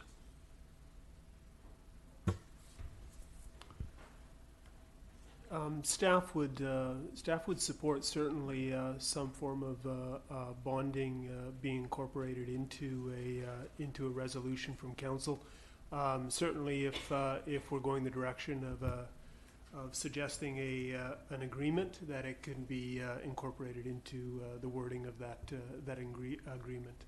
But as mentioned in the discussion points that are raised in the staff report, it does indicate support for bonding.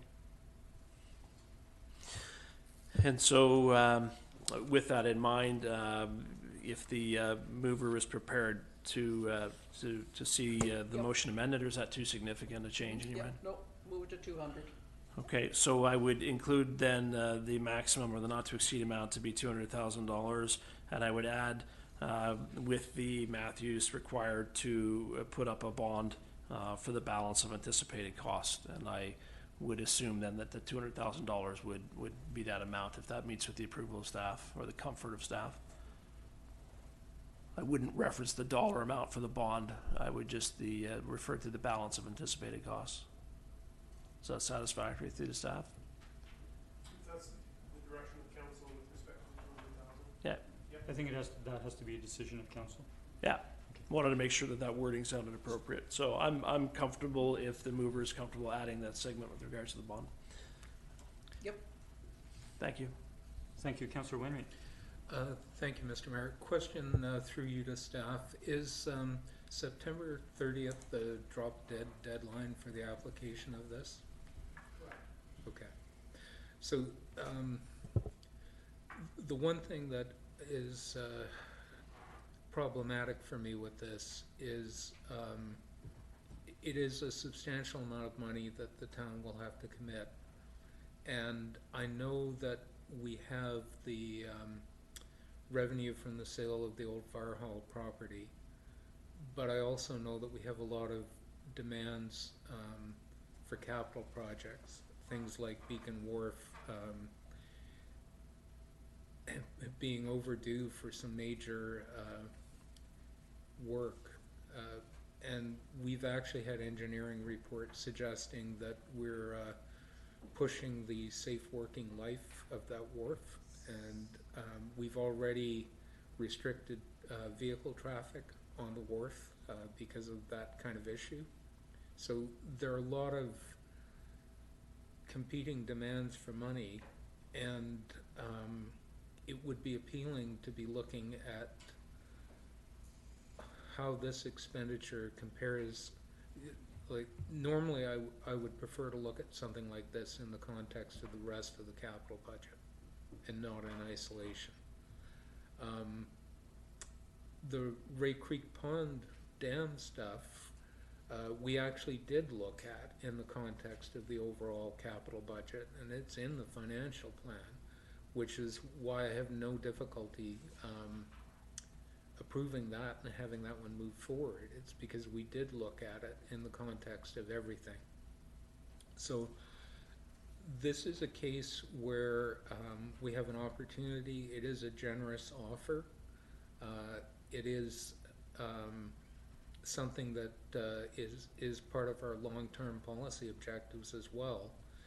it's just challenging to have to make a decision of this kind of magnitude without any of that context. So that really is my comments. It's also not good to be hearing the night that we're considering the decision from a large condo development next door with significant objections to the project. But council can of course make the decision tonight. I have to say that I would prefer to get some of the context of council's other priorities for capital projects before making this commitment. I appreciate that we don't have that opportunity before September 30th. Councillor O'Keefe. Thank you, Councillor Wright. So my initial thoughts on this was that this was a good thing because it's something in our long-term plan. We eventually want to get these things underground. We had the potential for a private citizen to pay a part of it and BC Hydro. And so I thought it might be an all right thing to proceed with. However, having said that, you know, I also have concerns about other capital projects. This is something that isn't budgeted for, so we're going to have to find the money from somewhere else, reserve funds or whatever. And that means that there's something else that isn't going to be done. So as Councillor Wainwright mentioned, I'm also not comfortable with proceeding with something that I think, while it may have some benefit in the scheme of other projects and things that we have on the go, and other things, I don't know that I can support this at this time. While it's a nice idea to be able to put as many electrical lines underground as possible, I don't know that that's a really important thing to do at this time. We've got things like Ray Creek that are going to be important. Other concerns I have about this project is potential for cost overruns. And, you know, Mr. Matthews said tonight that it didn't sound like he was interested in having us cap it, that he wanted us to commit 50-50 either way. So I'm not comfortable with that sort of arrangement. I also appreciated the comments made by the business owners and the people in the building next door about the amount of disruption that would be caused to them as well. I think those are valid considerations, that if at some point we decided we were going to put lines underground on that stretch of highway or that stretch of road, it would make more sense to do it all at once. As if we were to go forward with it as proposed, it would mean carving up that street now to do that relatively short period and cause that disruption to the people in that surrounding area, and then potentially carve it all up again, further down the road to do the remaining section. So I think for those reasons, I'm not in favor of proceeding with this at this time. Okay, before going to our next speaker, I'd just like to ask a point of clarification through staff based partly on Councillor O'Keefe's remark. And that is, if this project were to proceed, where there was a comment made tonight with regards to Shaw and TELUS phone and internet and that sort of thing. And if I recall correctly, in the staff report, it indicated that that would not be impacted through this project. Is that correct?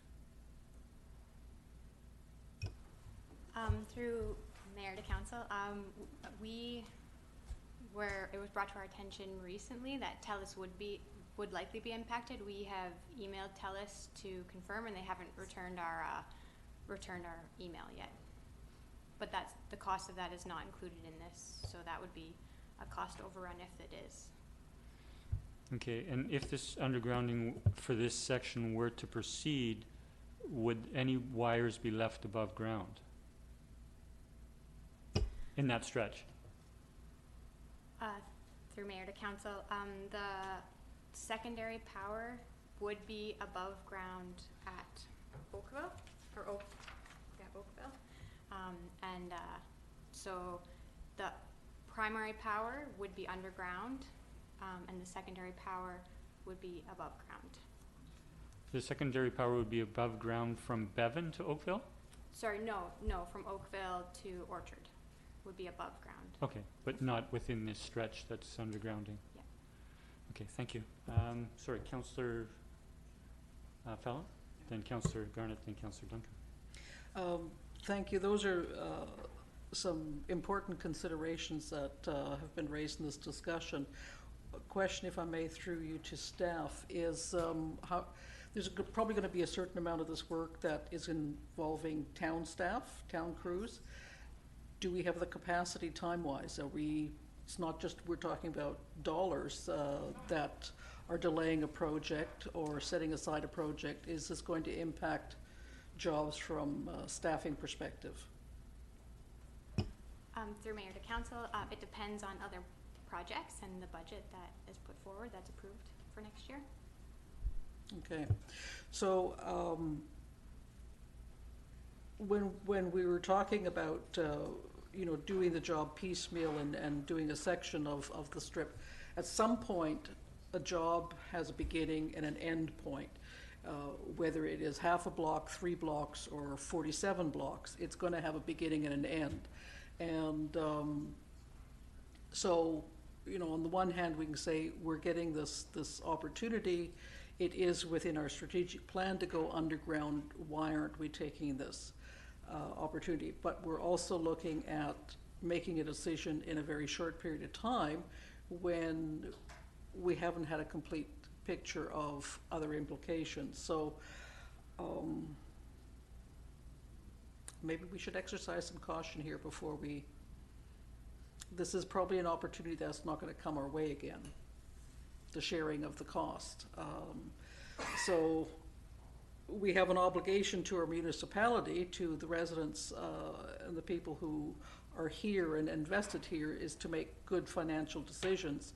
So this is part of it, and it's not an easy one to make. Thank you. Thank you. Councillor Garnett.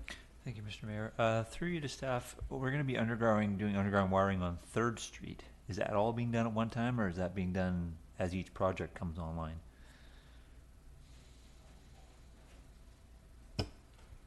Through Mayor to Council, it's all being done at once. Pardon me, sorry? It's all being done at once. Okay.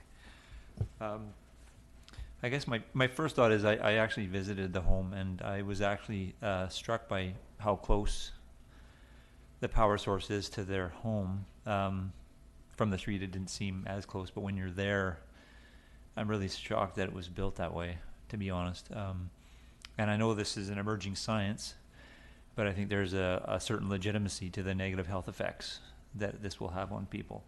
So I definitely sympathize with the owners of the home. I also, from a perspective, this is part of our planning to put stuff underground, and if we don't do it now, or we're going to do it eventually, how much more is it going to cost then? So I'm looking at that sort of cost. I would think it'd be much more expensive in the future. It's not too often that somebody in the community is going to go halfers with you that's not a developer. I think it's an opportunity that we really have to, I know we're short in time frame, and that's what's making it a little more challenging for some on council. I see the benefit of it, given that that's how we want to go in the future. And I think in the long term, this will actually save us money. If we're going to go through it everywhere in the downtown core eventually, it's going to cost us more money. So this particular one could actually end up saving us money. And from that perspective, I will support the motion that Councillor Rintoul has put forward. Thank you. Councillor Duncan. And Councillor. Thank you. For me, as we were looking at this as a project that we had a missed opportunity. The developer felt that it would make their project non-viable if they were to pay for it. And so now the town has an opportunity to do it again, only this time we'll have to pony up some of the money for it. And so my question was, why do developers underground the wires in the first place at their own expense when they're building a building? It's a lot of money, and clearly in this case, not doing it didn't make his project non-viable. right? So he knew that other people would still purchase the units in this building. And I looked at the real estate listings for this building, and there are 4 units for sale that are worth more than my extended family's net worth, each one of them. So I see that it is not, in fact, affecting the viability of this project, so he did not feel that he had to do it. And so I wonder how unbeautiful, how ugly this transformer really is, how many people really notice it, whether it's worth $200,000 of ugly points to the town. I know that it is kind of a priority for the town to underground wires as we get the opportunity. It is for every municipality across the continent now, not just for beautification, but also for resilience. We know wind-thrown wires are a big problem for BC Hydro. However, that's usually in rural locations, not locations like this. At a lot of places, even though they've set that as a goal, once they actually tot up the cost of how much it actually is to underground wires, we've started to realize perhaps this is not a feasible goal for municipalities to have, unless developers are willing to do it. I also wonder if, when looking at it from a resilience perspective, undergrounding wires is a bit of a 50-50, because on the one hand there's wind, on the other hand there's flooding. It makes them more susceptible to flooding. In Sydney, that's going to be a bigger consideration perhaps than wind downtown. So I wanted to look at, are we saving $200,000 or more by taking an opportunity to do something we would have done in the future or would have done anyway, by using the generosity of a private citizen? Or are we spending $200,000 we probably in the future wouldn't have spent anyway? Because in reality, every year our budget's really constrained, and we can probably find a million other things to spend it on, as Councillor Wainwright has pointed out. So I kind of lost sleep on what Councillor Garnett was talking about. The only reason, since even for beautification this one doesn't count, there will still be wires above ground, would be that this specific pole has a high voltage EMF thing on it. And that maybe one day in the future, the consensus on the science will change, because right now science is very conservative. I used to work in mining, and I know that that happens.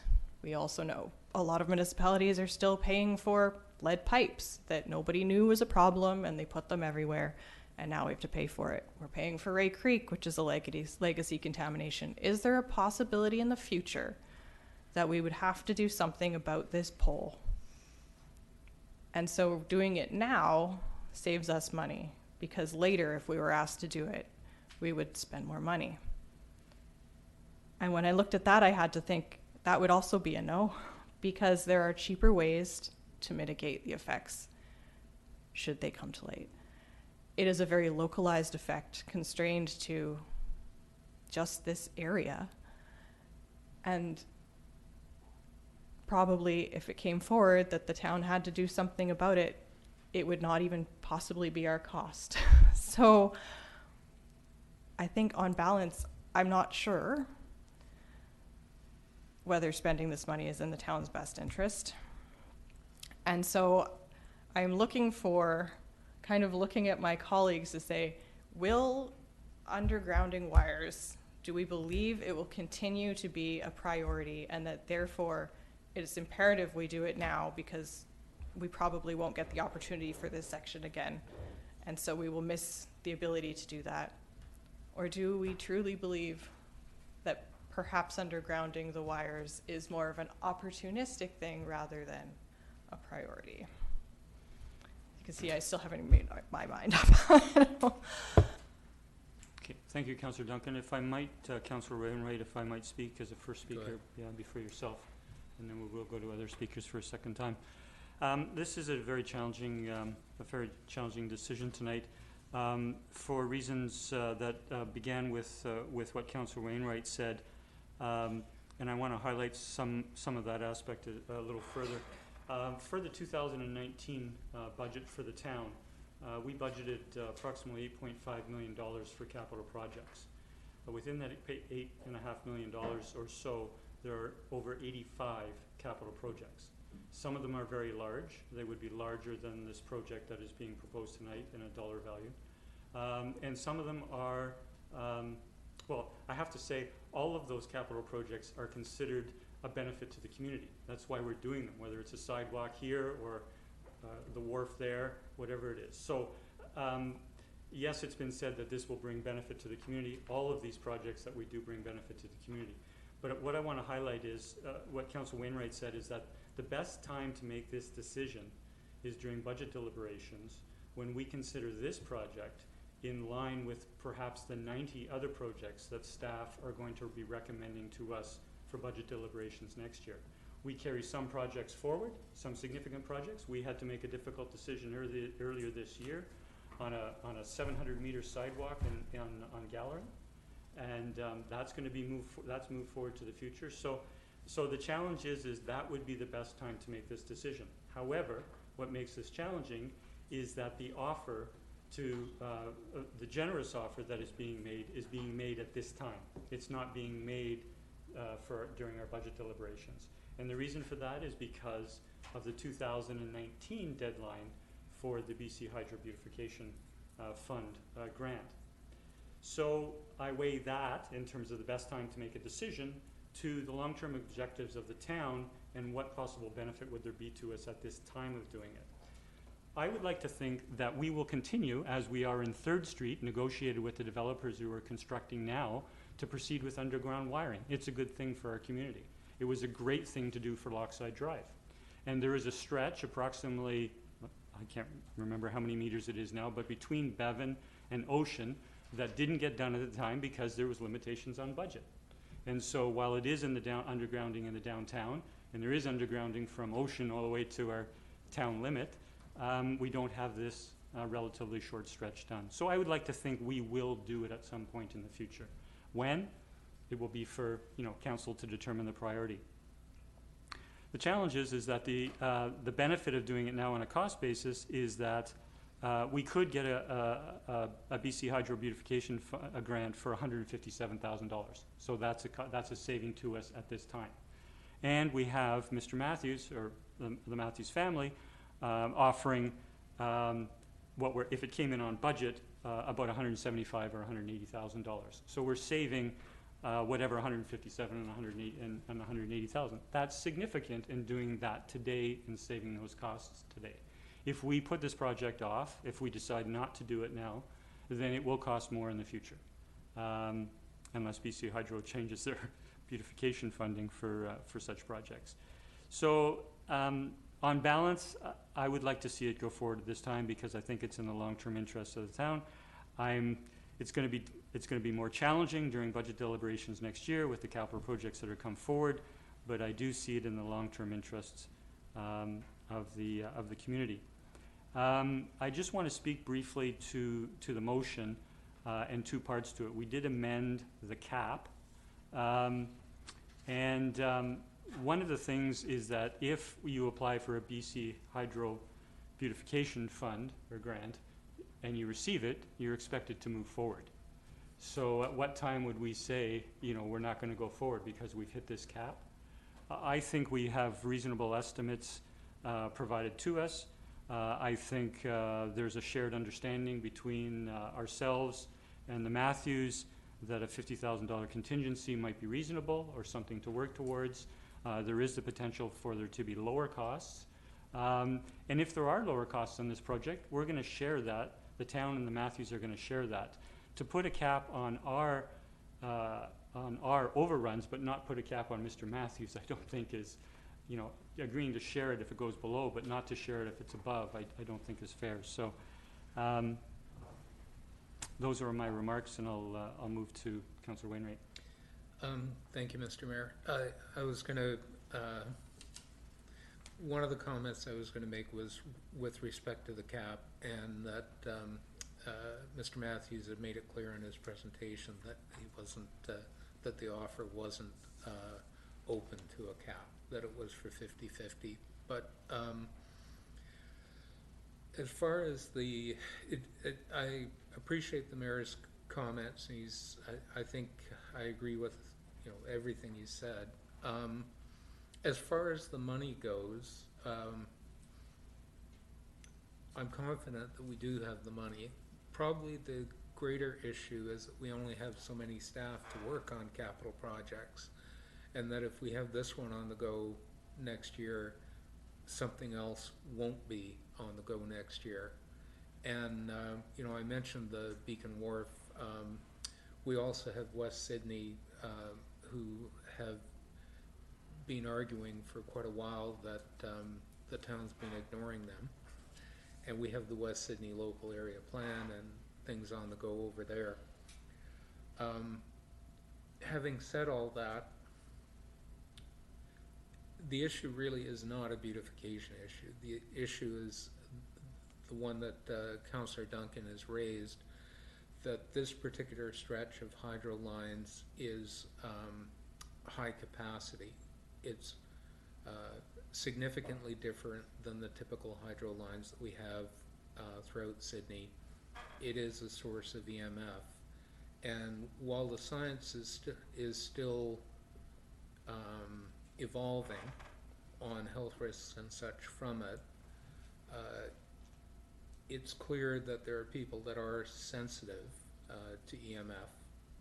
In fact, we even have a letter in the consent that has nothing to do with this application from somebody who's got concerns about EMF radiation and is simply hypersensitive to it. So putting this particular stretch underground has that benefit. And from a beautification point of view, that's not that significant. And I'm just going to comment on the undergrounding of the Lockside wiring, which was mentioned in relation to the Rise development. The real benefit of that, in my mind, wasn't so much the beautification, but that particular stretch was continually exposed to salt from the ocean, and it was the cause of a lot of chronic, regular power outages in the downtown that, you know, were hitting like a third of the downtown core, and they'd go on for a couple of hours, and it was happening on a regular basis, and putting that stretch underground solved that particular problem. So we have done things in the past that weren't opportunistic beautification things. They were practical to address a particular problem, and we simply took advantage of the availability of hydro's beautification funding. Anyway, I guess on balance, having listened to everybody else tonight, I'm willing to support this, although I would prefer to see the 50-50 and not the cap. But I do also support the request for the bonding. We have Councillor O'Keefe and Councillor Rintoul. So I guess in terms of, I'm still concerned about the staff time that's going to be spent on this. So as the mayor said, 85 capital projects, $7.5 million on capital projects. And yes, while you can argue that, well, we're going to do this anyway, so let's take advantage of it. I guess my feeling about underground wiring is that it's a nice to have. So maybe it is part of the planning that we might want, that this is a good thing to do. But our job as council is going to be every year to look at the amount of money we have, the resources we have, and figure out what is the most important thing for us to spend our money on. So if we don't get underground wiring completed 2 or 3 or 4 years down the road, personally, I'm not really bothered about that if there's other more pressing needs. So those have been outlined today. We've talked about, you know, the folks on the west side of Sydney, you know, the time that we're going to need to do the projects over there, and Ray Creek and the wharf infrastructure. Just in the scheme of things, there are so many other more important things that I think need to be done rather than investing. Even though the money is there, I still think the cost of taking it now at the expense of other projects is not worth, it's not worth it to me. Yeah, so I still remain opposed to doing it no matter how we word it. Thank you, Councillor. Councillor Rintoul. Thank you, Mr. Mayor.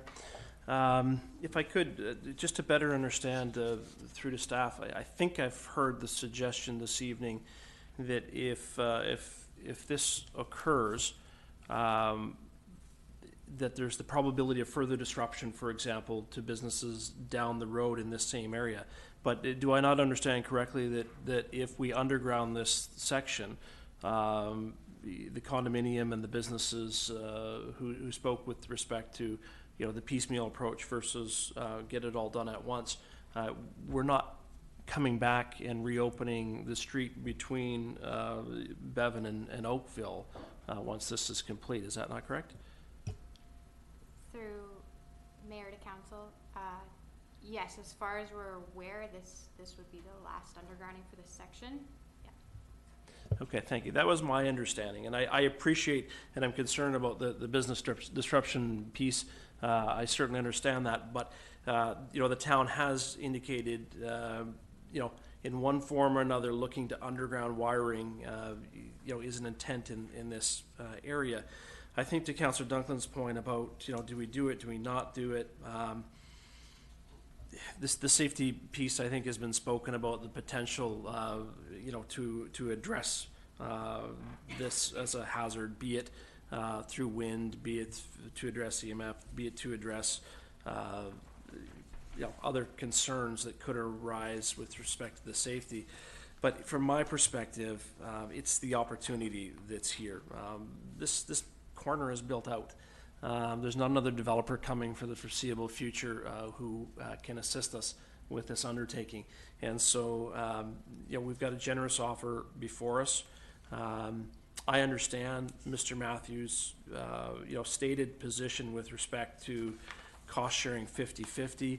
My hope is that he'd revisit that, because my concern would remain that I'm not looking to write a blank check tonight for whatever this may or may not cost. I'm looking to understand that the town will spend $200,000, not to exceed, on this undertaking, and so I'm comfortable with that, and I hope that is made to work. And I'll leave it there. Thank you, Mr. Mayor. Thank you, Councillor Fallon. Thank you. I really appreciate the discussion that we've had this evening on this. And I think what stands out for me is my concern for staff time and the projects that we've identified earlier that were a priority for this year. And I feel that as much as I really like this idea and I made the motion, I feel very uncomfortable voting in favor of it now because I feel that there's too much of a strain, and we've got major projects that are on our table and that are important, and this is something that's negotiable as far as do we do it or don't we do it. It's not that the floodwaters are standing at our door and we have to spend the money, we have to divert the staff from another place. So I won't support the motion. Thank you, Councillor. Councillor Garnett. I was just going to say that if I do support the motion, but if there was another motion made that wanted to be in a 50-50 split, I would be willing to change to that. Because you had spoken to the fact that, and Councillor Wainwright, that you thought 50-50 was a more equitable way of doing things. So I would, if anybody makes a subsequent motion, I would support that as well, depending on how you want to go with this. Well, the idea has been mentioned. Someone has to make a motion if you want to amend the resolution. So the idea is out there. I'll leave it to a council member to make their resolution. Councillor Duncan, did you wish to speak? No? No one else wishing to speak? I'll call the question. All those in favor? Opposed? We have 3 opposed. The motion carries. I'd now like to move to item 11B, which is we have a report from... You may have a question from staff. Sorry. Oh, sorry. I think we should consider a subsequent motion with regards to there being an agreement between Mr. Matthews and the town. And so if I could ask a council member to make a motion that that we proceed subject to an agreement in place between the Matthews and the town, with the CAO and mayor signing on the town's behalf prior to applying to the BC Hydro Beautification Fund. So moved. Discussion. Call the question. Those in favor? Motion carries. Thank you.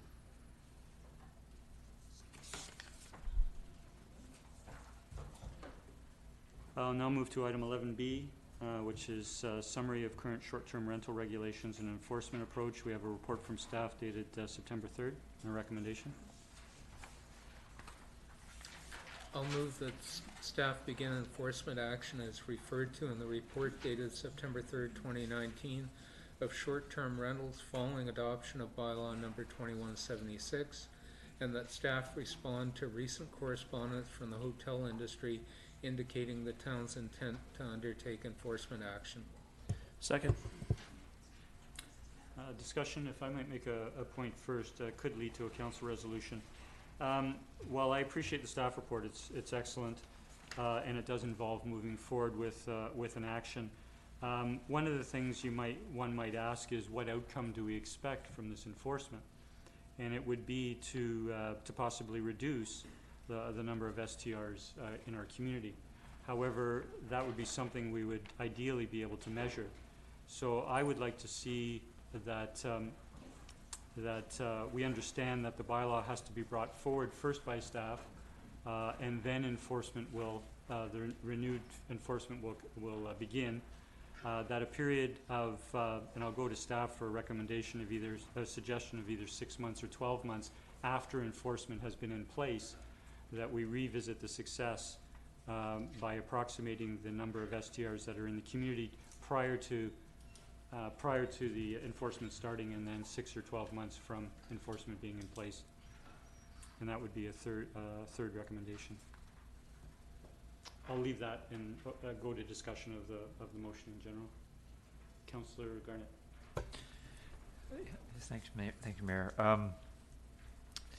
I have to say, when I read the letters from the local hoteliers, I was in full agreement. I just punched in apartment rental Sydney, and I was shocked at what came up on the screen. I couldn't find an actual apartment to rent, but I could find lots of short-term rentals.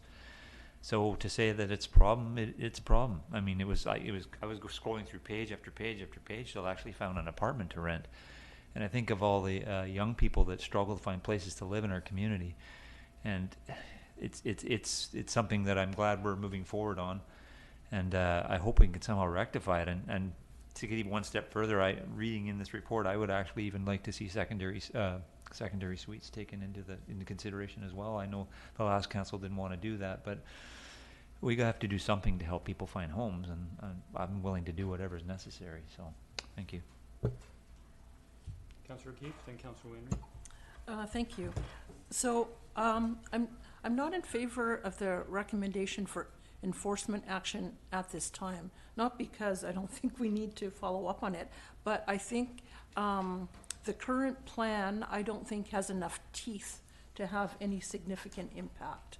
And so before we move forward with enforcement, I would like us to have more discussion on some other things to do with the short-term rental bylaw. So for example, as Councillor Garnett mentioned, currently secondary suites in a primary residence are allowed to be used for short-term rentals. And so that's something that I think we need to have a bit more discussion about in terms of, are we still okay with that? If they are operating a short-term rental, what sort of conditions do we want to put on that? Maybe they should be licensed, and maybe they should be providing parking just as a normal bed and breakfast would. So that's one sort of thing I would like us to have more discussion on. The other thing I have an issue with is the definitions between bed and breakfast and short-term rentals. And I know staff are fine-tuning the definitions of those, but currently, if you look at the definition, they are basically the same. There's really no difference between what we classify as bed and breakfast and short-term rental under the zoning bylaw. The only difference is that the traditional bed and breakfast has to have a business license and it has to have a parking space. So I think the industry has evolved significantly so that really what we used to call a bed and breakfast and what we call an Airbnb, and hey, guess what? B&B means bed and breakfast. They're really the same thing. And so I'm not sure what sort of redefinition staff have coming forward, but I think these things need to be treated the same.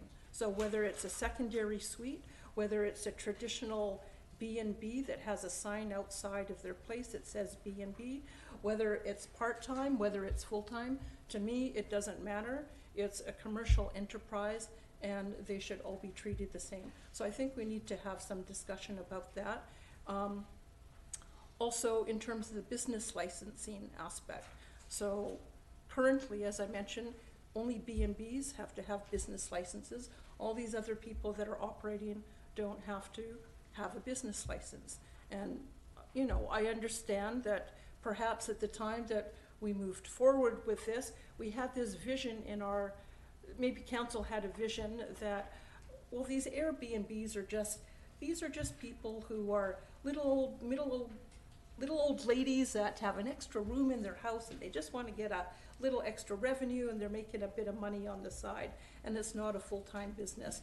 Well, you know, maybe it started as that, I don't know, but I think it's evolved significantly. And if you look at the listings that are online, most of them are doing this on a regular basis. They're earning significant income.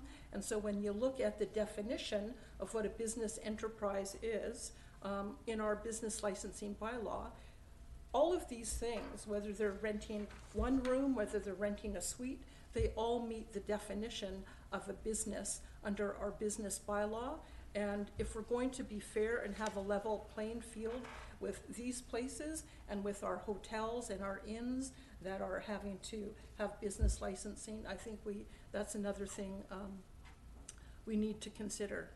So I guess what I would prefer to see is that we have a more in-depth discussion about short-term rentals, maybe at our strategic planning session as part of our discussions on affordable housing and economic development. My concerns about allowing the staff to proceed with the current enforcement strategy is that they'll go forward spending their time on things that may or may not be relevant depending on how we decide to proceed with these other things. So I think that we should have a more in-depth discussion to decide whether we're going to include secondary suites as short-term rentals, whether we're going to require business licensing, and to confirm the definitions of what we're going to classify as short-term rentals. So that would be my pitch. Thank you. Just before going to Councilor Wainwright, if I could have a question through the staff. I'm surprised I don't know the answer to this. Is a bed and breakfast, as we traditionally know it in there, we do have them in Sydney with business licenses, are they zoned commercial? No, all the bed and breakfasts we have are zoned single family. Okay, thank you. If we look at other sorry, I will hold my remarks. Councilor Wainwright? Thank you, Mr. Mayor. So, all of the points that have come up tonight came up when the previous council was discussing this particular issue. And the question of secondary suites and whether they should be allowed as short-term rentals in a primary dwelling was a challenging one. And one of the reasons it was most challenging is that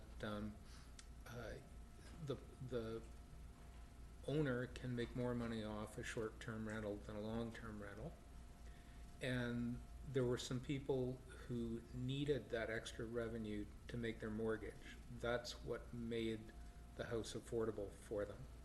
So taking away the short-term rental and telling them they had to do a long-term rental would basically make it so they couldn't make ends meet. And that was an impact that was challenging. So we, Council of the Day, had some discussion of this and decided that we would allow the secondary suites as short-term rentals. This is only in a dwelling that is a principal residence, right? So it's not necessarily going to be every secondary suite in Sydney, but taking away that opportunity was going to have some impact. And we had some people speaking to us, telling us that it was going to have an impact. Anyway, that's why that came in, and certainly the current council could do something different. One thing the previous council also discussed, and I'm very much in favor, is not picking an approach that was going to require us to hire an additional enforcement officer just to deal with the enforcement of this stuff. So, for example, the ability to ensure that everybody who was listing a short-term rental actually had a business license, and the effort involved in enforcing that was probably going to be significant. And that was one of the reasons that I think council chose not to go down that route. The last point I'd make in this discussion, and I think it is quite reasonable to have the discussion, because it is a lengthy topic, and it was a lengthy discussion by the previous council, is the longer we put off starting enforcing something that may not be the best solution, but is definitely in the right direction, the more the problem remains. Because the majority of the people that are doing this as a business, it's not their primary residence.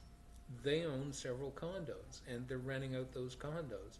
And those are the things that are most competing with the hotels. And our current bylaw will block that.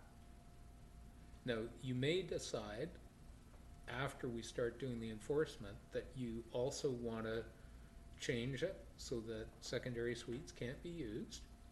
And you may decide, after we start enforcing it, that yeah, you want to do business licenses, and we're going to hire whoever we have to deal with the enforcement.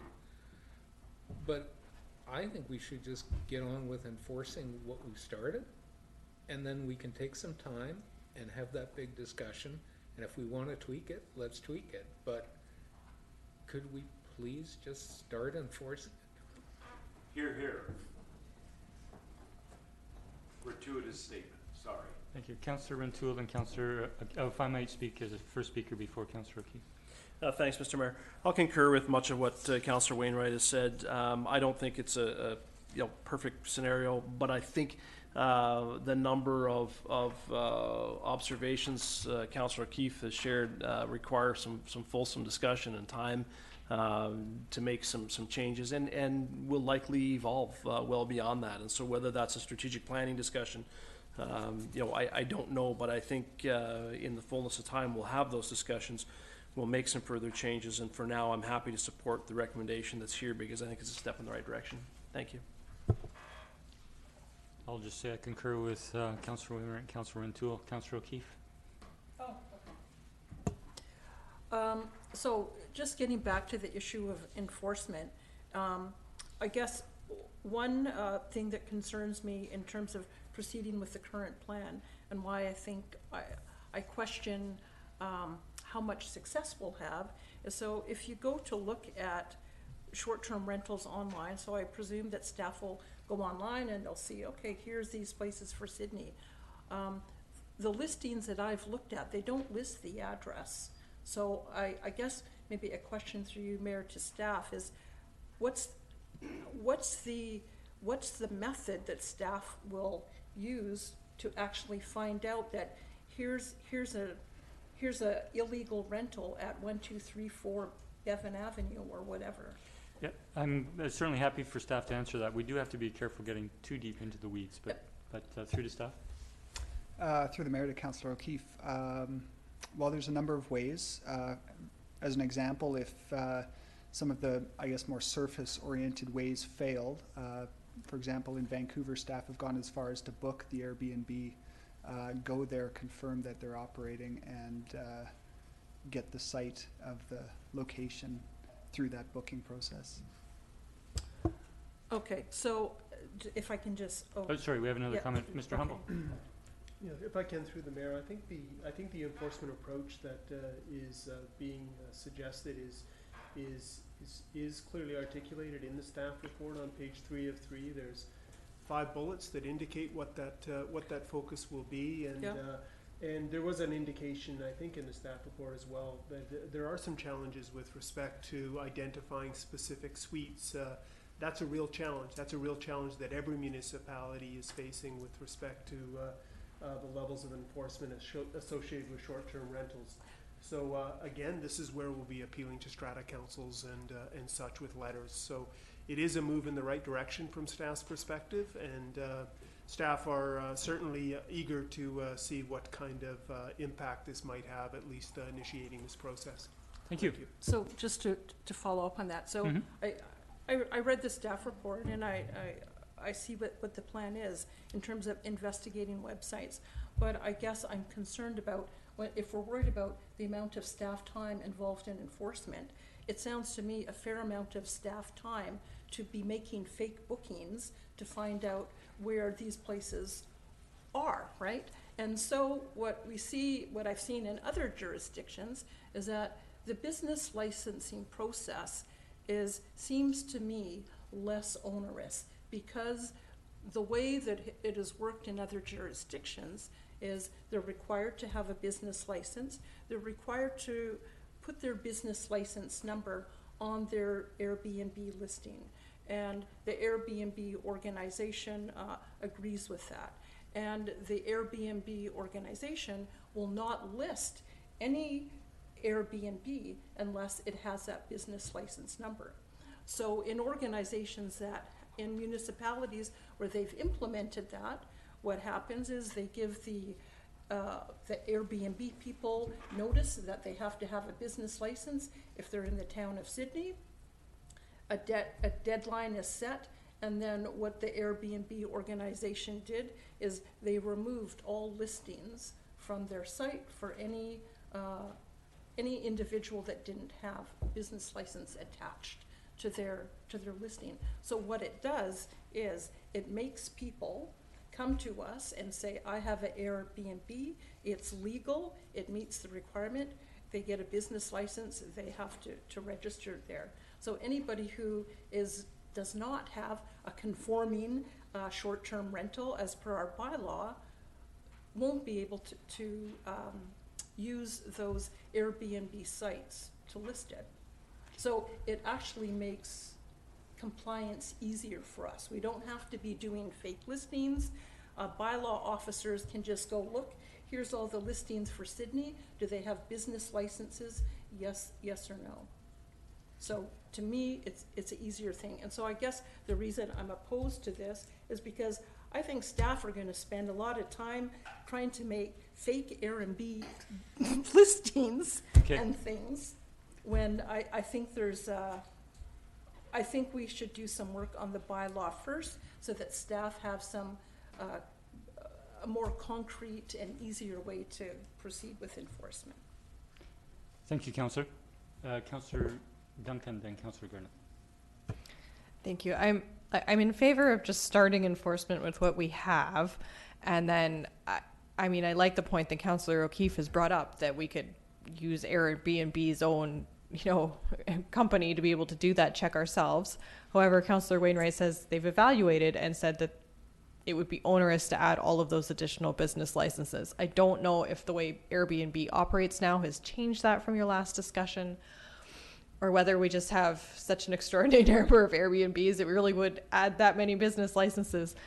So I would like to relook at that later, in light of how Airbnb may be now changing its own practices based on what other larger municipalities have done. However, I'm wondering if, since Airbnb has said they will remove listings that are not compliant with business licenses, if there are a bunch of listings and we don't have the addresses, and so hence we'd have to do this sleuthing, But we have the listings where they're saying things like, you can rent an entire 3-bedroom condo on the top floor, not just a room in the condo. That's clearly non-conforming. Can we not already simply go to Airbnb and say, our bylaw is they can't rent an entire suite?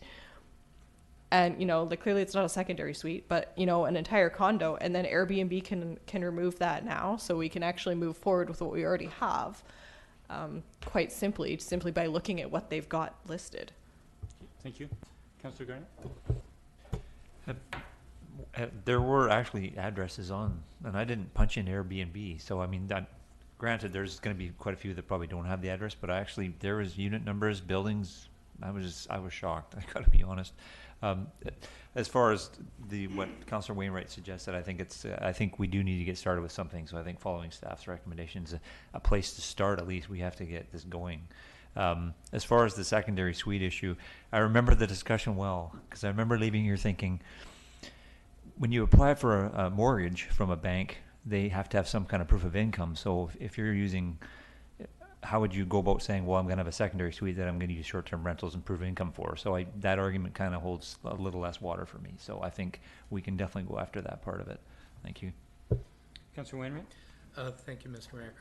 So one of the things that was raised with respect to the staff effort involved in dealing with this in the discussion of the previous council was staff would actually have to negotiate some kind of agreement with Airbnb, and then they would have to turn to VRBO and negotiate an agreement with them, and then they'd probably have to go to Expedia and negotiate. There are 6 of them. Okay. Actually, there's more than 6, because yes. I remember doing this in the past. So there is a fair amount of work involved, and you can get them to agree that they won't list anything unless you've got a business license number. So yes, you can go that particular kind of route, but you have the effort of actually negotiating it with each one of them. And then there will be things like used Victorian, whatever, where there will be listings, and you will have to keep up on that kind of stuff. Now, in terms of actually finding the addresses of some of these things, I actually did a report to council when this whole issue was being brought forward. And one of the sources I went to was a company called AirDNA, and they actually provide statistical information for short-term rental businesses on the market in their area, and whether it's worthwhile investing and stuff like that. And for $20, I could buy a database of all the current listings in Sydney that included all the addresses. So in terms of looking at how the effect of the enforcement after 6 months, if we paid for it $20 the month we start, and 6 months later we pay for $20, you'll probably be able to estimate how effective. But in terms of tracking down the ones that are listed, if we just pay that $20 occasionally, you'll get all the addresses, all the listings. And actually they had the hosts in there as well. And that was one of the really interesting things, because you were wondering how many people were doing this as a business. So if a host had like 12 units, that was telling you somebody really was doing this as a business. Anyway, the thing is, it is a much more complicated issue, and we will spend quite a bit of time discussing it. And I'm just going to repeat, I think it's worthwhile starting to enforce, and we can have the big discussion and consider tweaking it later. Okay. I'll now call the question. All those in favor? Okay. Motion carries unanimous. Thank you. Did you want to see a motion to gauge the effectiveness? Yes. Okay. Is staff comfortable with the current motion in terms of follow-up, or do you think a motion if we wanted specific follow-up to be made? It might be helpful to just maybe indicate a specific time frame for follow-up. Is there a preference from staff, through to staff? 12 months? Yeah. Okay. I'll move that staff bring forward a report in 12 months' time on the effectiveness of the enforcement. Second. Discussion? I'll call the question. Those in favor? Motion carries. Thank you. Yep. So in regards to this topic, would it be appropriate to make a motion to discuss this at strategic planning? We have. Or to just, you know, we're submitting topics to you anyways for strategic planning, so whether you need a motion or whether an informal email. I don't think we need a motion, Councillor. Okay. We will be submitting, and if a councillor chooses to submit, it will go in the hopper, and we'll proceed accordingly. Thank you. We'll move to item 11C, which is a request for removal of a boulevard tree at 2426 Orchard Avenue. We have a report from staff dated August 22nd. I'll move the recommendation that the request for the town to remove a deer or cedar tree from the municipal boulevard fronting 2426 Orchard Avenue be denied. Second. Discussion? Councillor Duncan? I asked staff, I'd like to be able to meet this woman a little bit halfway because clearly she does have allergies and she is suffering. However, we don't want to remove this tree because these trees are resistant to basically everything. And they can live even in urban areas to be, you know, over 200 years old. This is a good urban tree to keep. However, apparently they bear their male cones on the lower branches mostly. And so it may be possible for the arborist or the town staff to go by and during bloom time actually cull some of those cones for her and help to limit the pollen load. We can't really address things like the leaf shedding. That's just what trees do, and cedars much less so than many others. But I feel like in terms of the pollen loading, maybe as a subsequent motion, we just have an offer to do that, or whether even need a motion, or if that's just something staff can. I think if we proceed either way, the staff can take that as a note. Okay. Thank you. Councillor Garnett and Councillor O'Keefe. Yeah, it's kind of funny because I was reading Councillor Duncan's email today, and I had the exact same thought. I was thinking of some kind of compromise. It's a beautiful tree, and given some of the trees we've lost and some of the recent developments, I definitely don't want to lose it. I was wondering, can staff be a little more proactive, and you know, is there a way to? Question through to staff, I guess. Is there a way that we can maybe cut back her side of the tree without damaging it, so it mitigates the effects on her somewhat? And some of the suggestions that Councillor Duncan made, if that's something that's feasible. Yeah, I think staff are in agreement with that possibility, and we'll certainly look into it. Great. Yep. Thank you. Absolutely. Thanks very much. Councillor? Thank you. So while I'm sympathetic to her allergies to the tree, I guess what I'm somewhat concerned about is setting a precedent that the town is going to be available to residents who have allergies to certain trees or things in their neighborhood. I mean, it's a pretty common thing. I guess the other thing is that like everything else, staff time is limited. And so maybe it's just a little thing, but it's those same staff that have trouble getting around to cutting the grass over on the west side of Sydney. And so if you're okay with saying that, you know, something else is going to have to come off the plate to deal with this, and then maybe other requests that come up. So I feel like we're crossing the line a little bit too much in terms of accommodating this request. I think it's unfortunate that she has allergies, but I don't know if it's the town's role to now take responsibility for cleaning up trees and things on residents' properties, you know, at the expense of maybe other things that need to get done around the town, and also setting the precedent that other people might want to come forward and have that same level of service. Thank you, Councillor. Thank you for your remarks. I think we're not passing a motion to these specific actions. There have been suggestions, and I'm comfortable leaving it at the discretion of staff on how they would move forward. I'd like to call a question. All those in favor? Motion carries unanimous.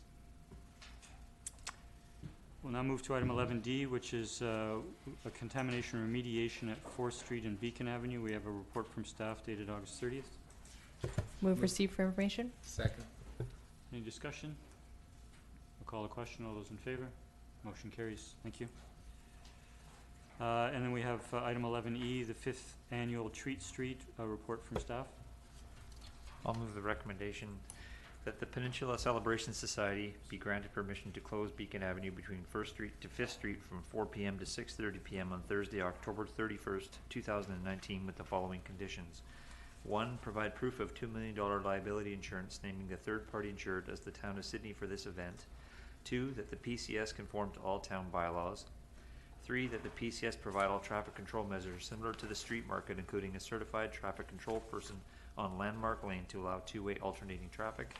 4. That the PCS send out notices at least 4 weeks prior to the event to affected residents and businesses advising of the event on October 31st and provide a contact number should there be any concerns or questions. And finally, number 5, that staff provide in-kind support for this event by using the 2019 Community Celebrations budget. Second. Any discussion? I'll call a question. All those in favor? Motion carries unanimous. Thank you. Now I'd like to move to number 14, our bylaws, and we have 14A, bylaw number 2167, the intercommunity business license, and a report and recommendation from staff. I'll move introduction. Second. All in favor? Motion carries. Move second reading. Second. All those in favor? Motion carries. Move third reading. Second. All those in favor? Motion carries. Thank you. So let me just move forward here. So we have item 14B and 14C, and so we have a staff report that addresses both of the bylaws, and it's to propose a new sidewalk cafe regulation and licensing bylaw, and then separately a new municipal ticket information bylaw. If we could have a motion to receive the staff report, and then if we have any discussion, we can then commence with the bylaws. Move receipt. Second. Any discussion on the staff report? Call a question. Those in favor? And the motion carries. Thank you. So we have bylaw number 2177, which is the Sydney sidewalk cafe regulations and licensing. Move introduction.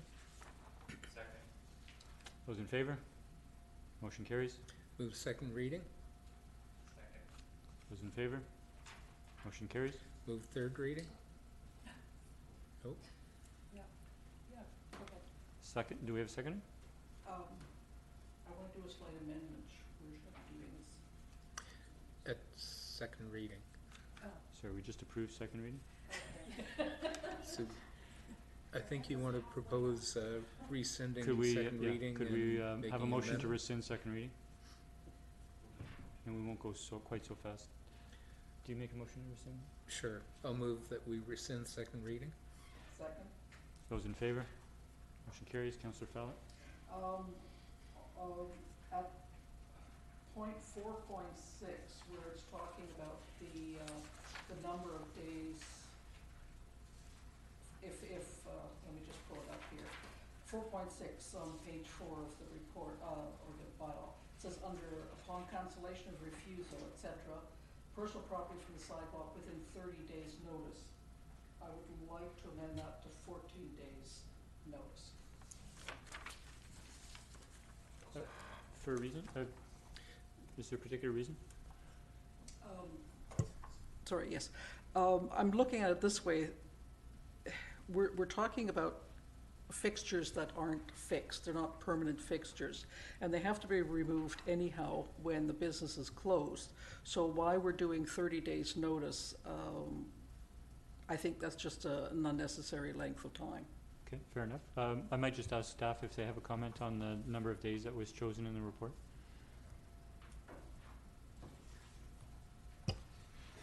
To the mayor, that was in consultation with our solicitor that 30 days was chosen. And it's just an arbitrary number to be on the lighter side of enforcement, but any number of days you choose is an appropriate number if you wish to. Thank you. Any further discussion? Okay. Councillor Duncan? Question for you to staff. Have we ever had a problem with a license being refused or I guess falling into a problem that we've ever needed to give such a notice before? Through mayor to council, not that we're aware of, no. Not yet. Any further discussion? So we have an amendment, moved and seconded, so I'll call the question on the amendment. All those in favor? Motion carries. And now with the original motion. I'll move second reading as amended. Second? Those in favor? Motion carries. I'll move third reading. Second? Those in favor? Motion carries. And if I'm following along here, we are moving to bylaw number 2180, the municipal ticket information. Move introduction. Second. Those in favor? Motion carries. Move second reading. Second. No amendments? Good. Call the question. Those in favor? Motion carries. Move third reading. Second. All in favor? Motion carries. Thank you. Thank you, councillors. Now move to item 15, which is the 14D. 14D. I knew it was here. Bylaw number 2179, Building Regulations Amendment number 8. We have a staff report dated September 3rd. Move receipt. Second? Those in favor? Motion carries. And I'll move introduction of the bylaw. Second. Those in favor? Is it discussion at this point, or I'll wait to second reading or second? Okay. Those in favor? Motion carries. Move second reading. Second? Discussion? Councillor Rintoul? Thank you, Mr. Mayor. If I may, through to staff, with respect to public safety amendments, the third bullet requesting a qualified professional, example, geotechnical engineer for excavations over 1.2 meters in depth. So essentially, we're talking about someone digging a 4-foot hole in their yard for whatever reason. It's not even necessarily up against a building, but that would be the case if it was near an adjacent building. Has this been an issue? What's the scenario where someone would come to you saying they want to dig a 4-foot hole and require a geotechnical engineer's insight on digging the hole?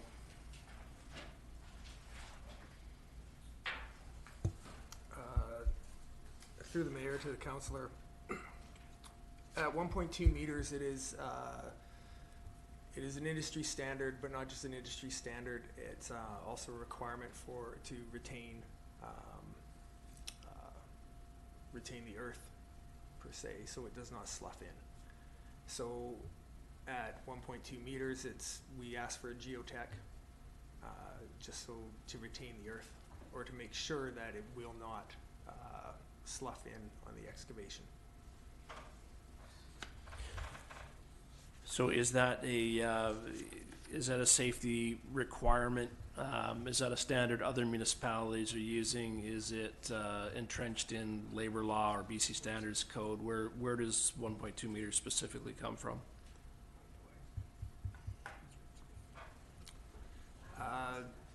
1.2 meters, it is typically inside of other municipalities in which they would ask for a geotech.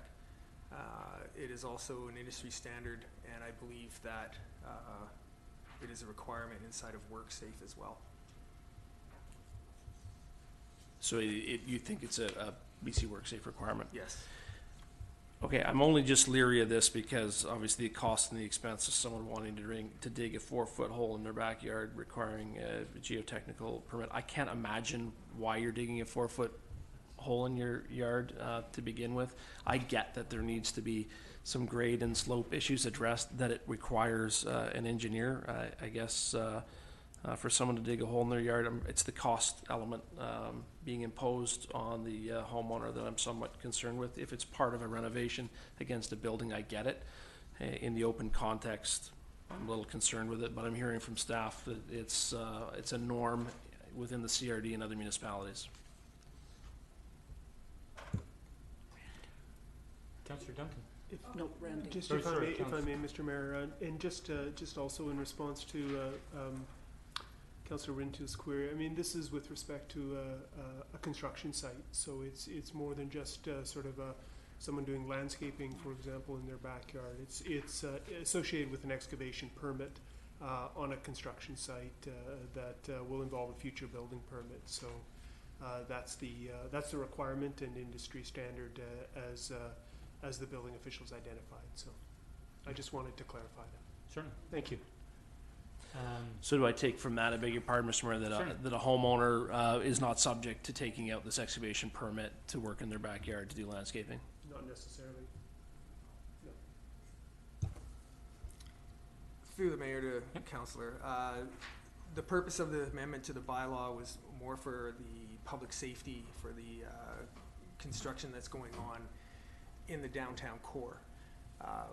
Although, yeah, so this does not relate to any landscaping or anything else that a homeowner might do in their backyard.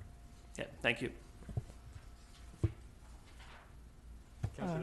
I was just going to say, as somebody who is a soil scientist who jumped in holes for a living, 1.2 meters is what we would use before you would require shoring, and that we would never send a professional into a hole that was deeper than that unless it had actually, it was of a material that was, yeah, we would look for the same kind of assurance from the engineers of record. So obviously a homeowner just out there with the backhoe could maybe get away with it. People do stuff all the time that, coming from a corporate safety mindset, makes me go, oh my God.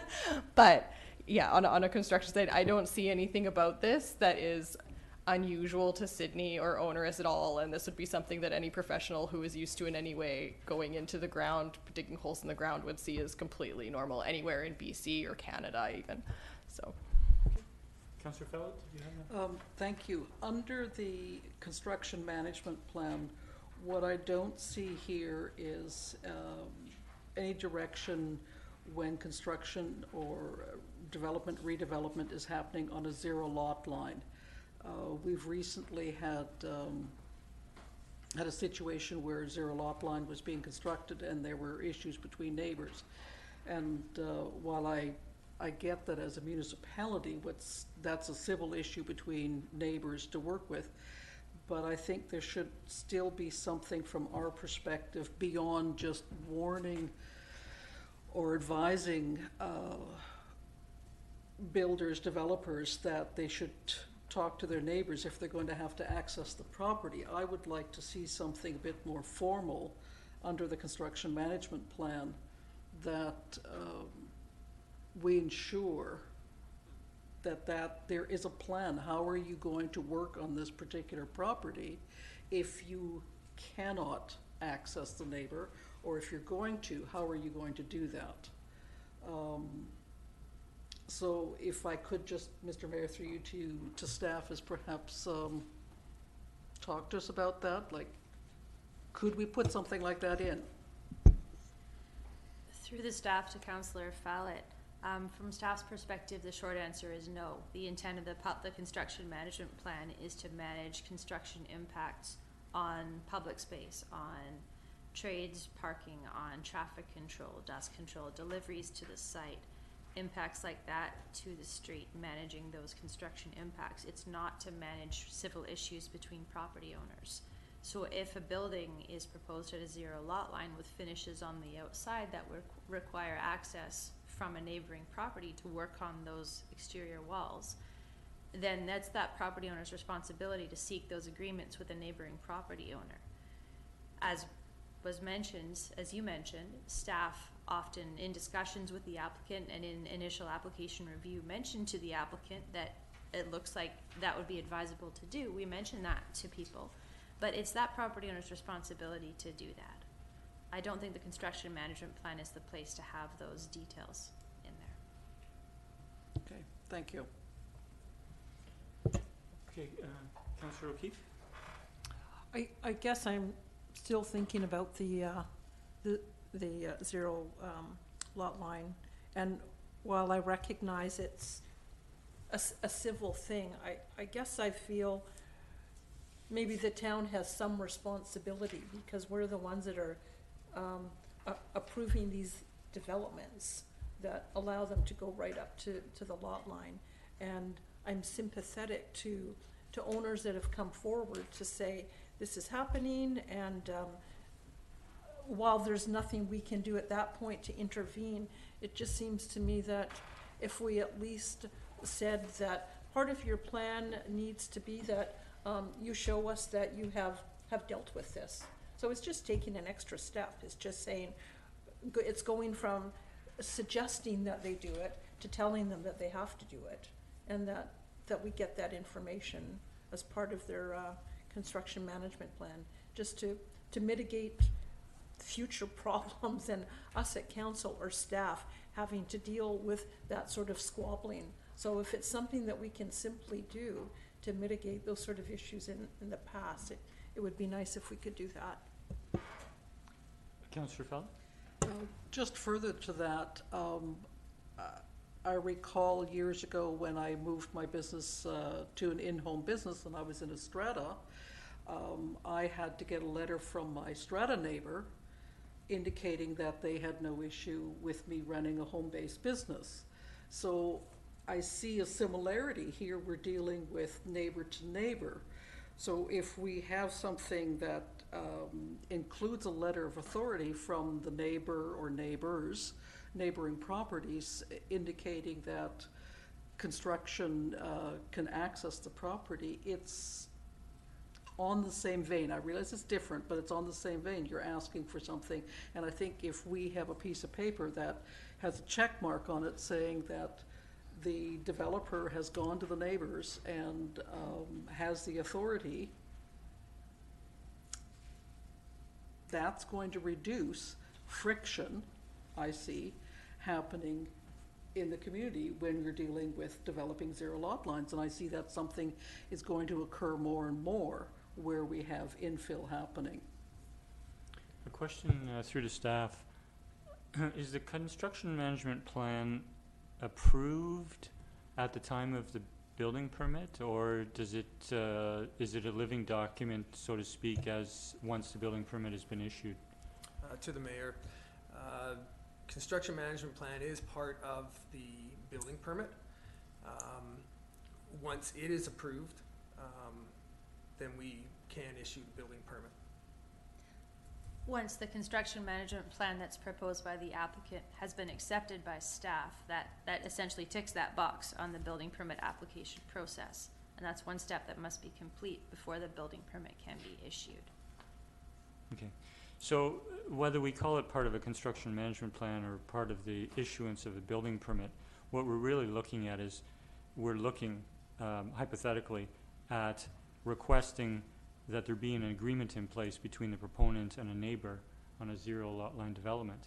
But we've heard from staff that this is a civil matter between property owners, and that to require that as part of a, sorry, through to staff? No, to require it as a, sorry, lost my, it's a civil matter, so as for to impose that, I would certainly want guidance from our solicitor. I don't know whether other municipalities have such a precedence, but I think we need to be very careful here.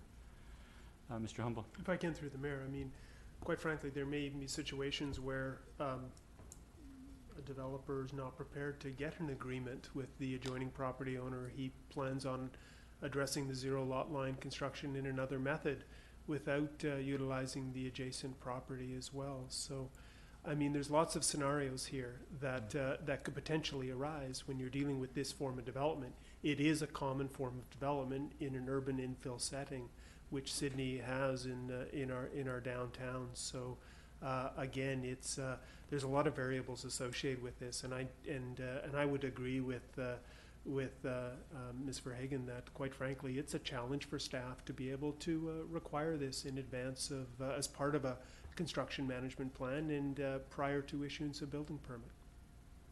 Okay.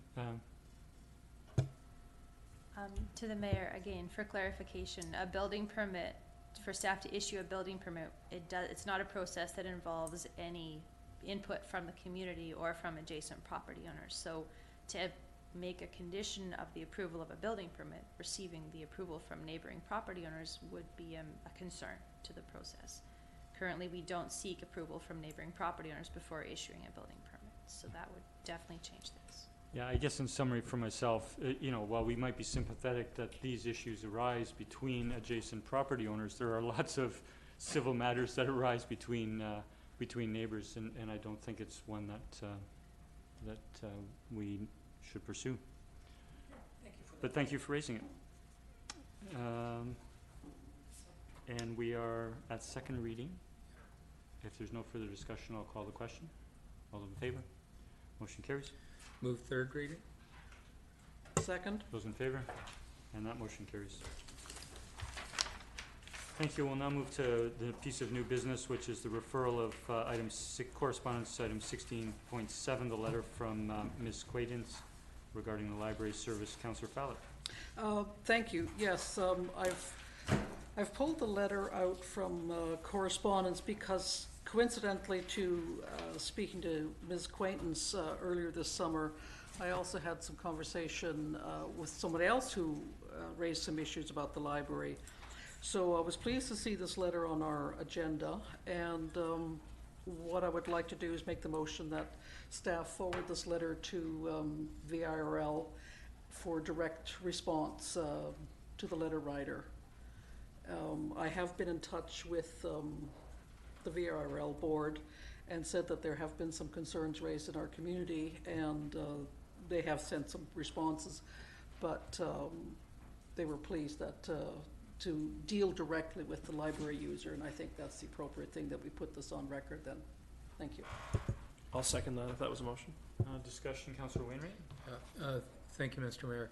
I actually, I'm not adverse to the library responding to a letter directly because from time to time our residents write letters like this directly to the library board anyway, and then the library does respond.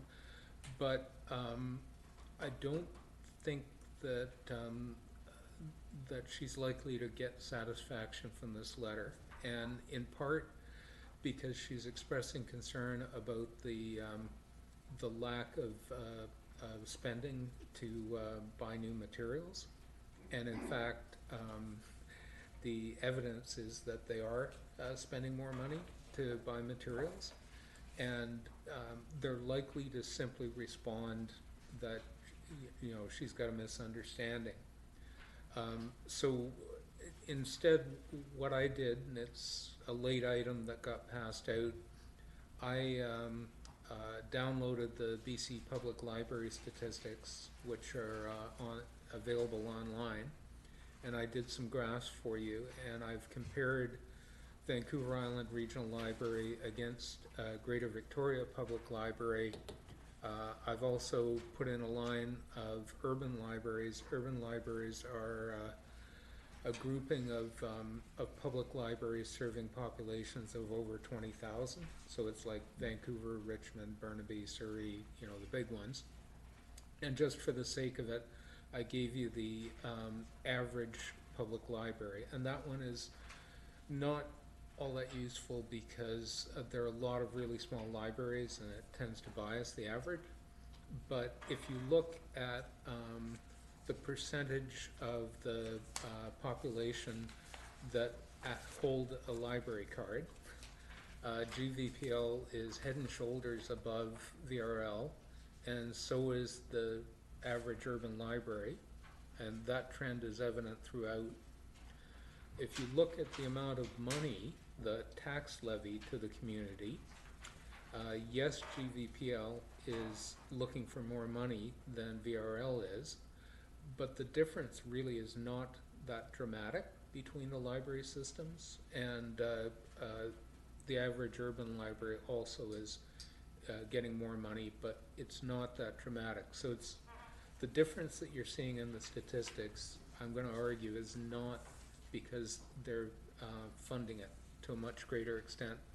The next one in the grouping is the size of the library in square feet per capita, and GVPL is not like leading the pack but they are above VRL, and the average urban library is significantly above both VRL and GVPL.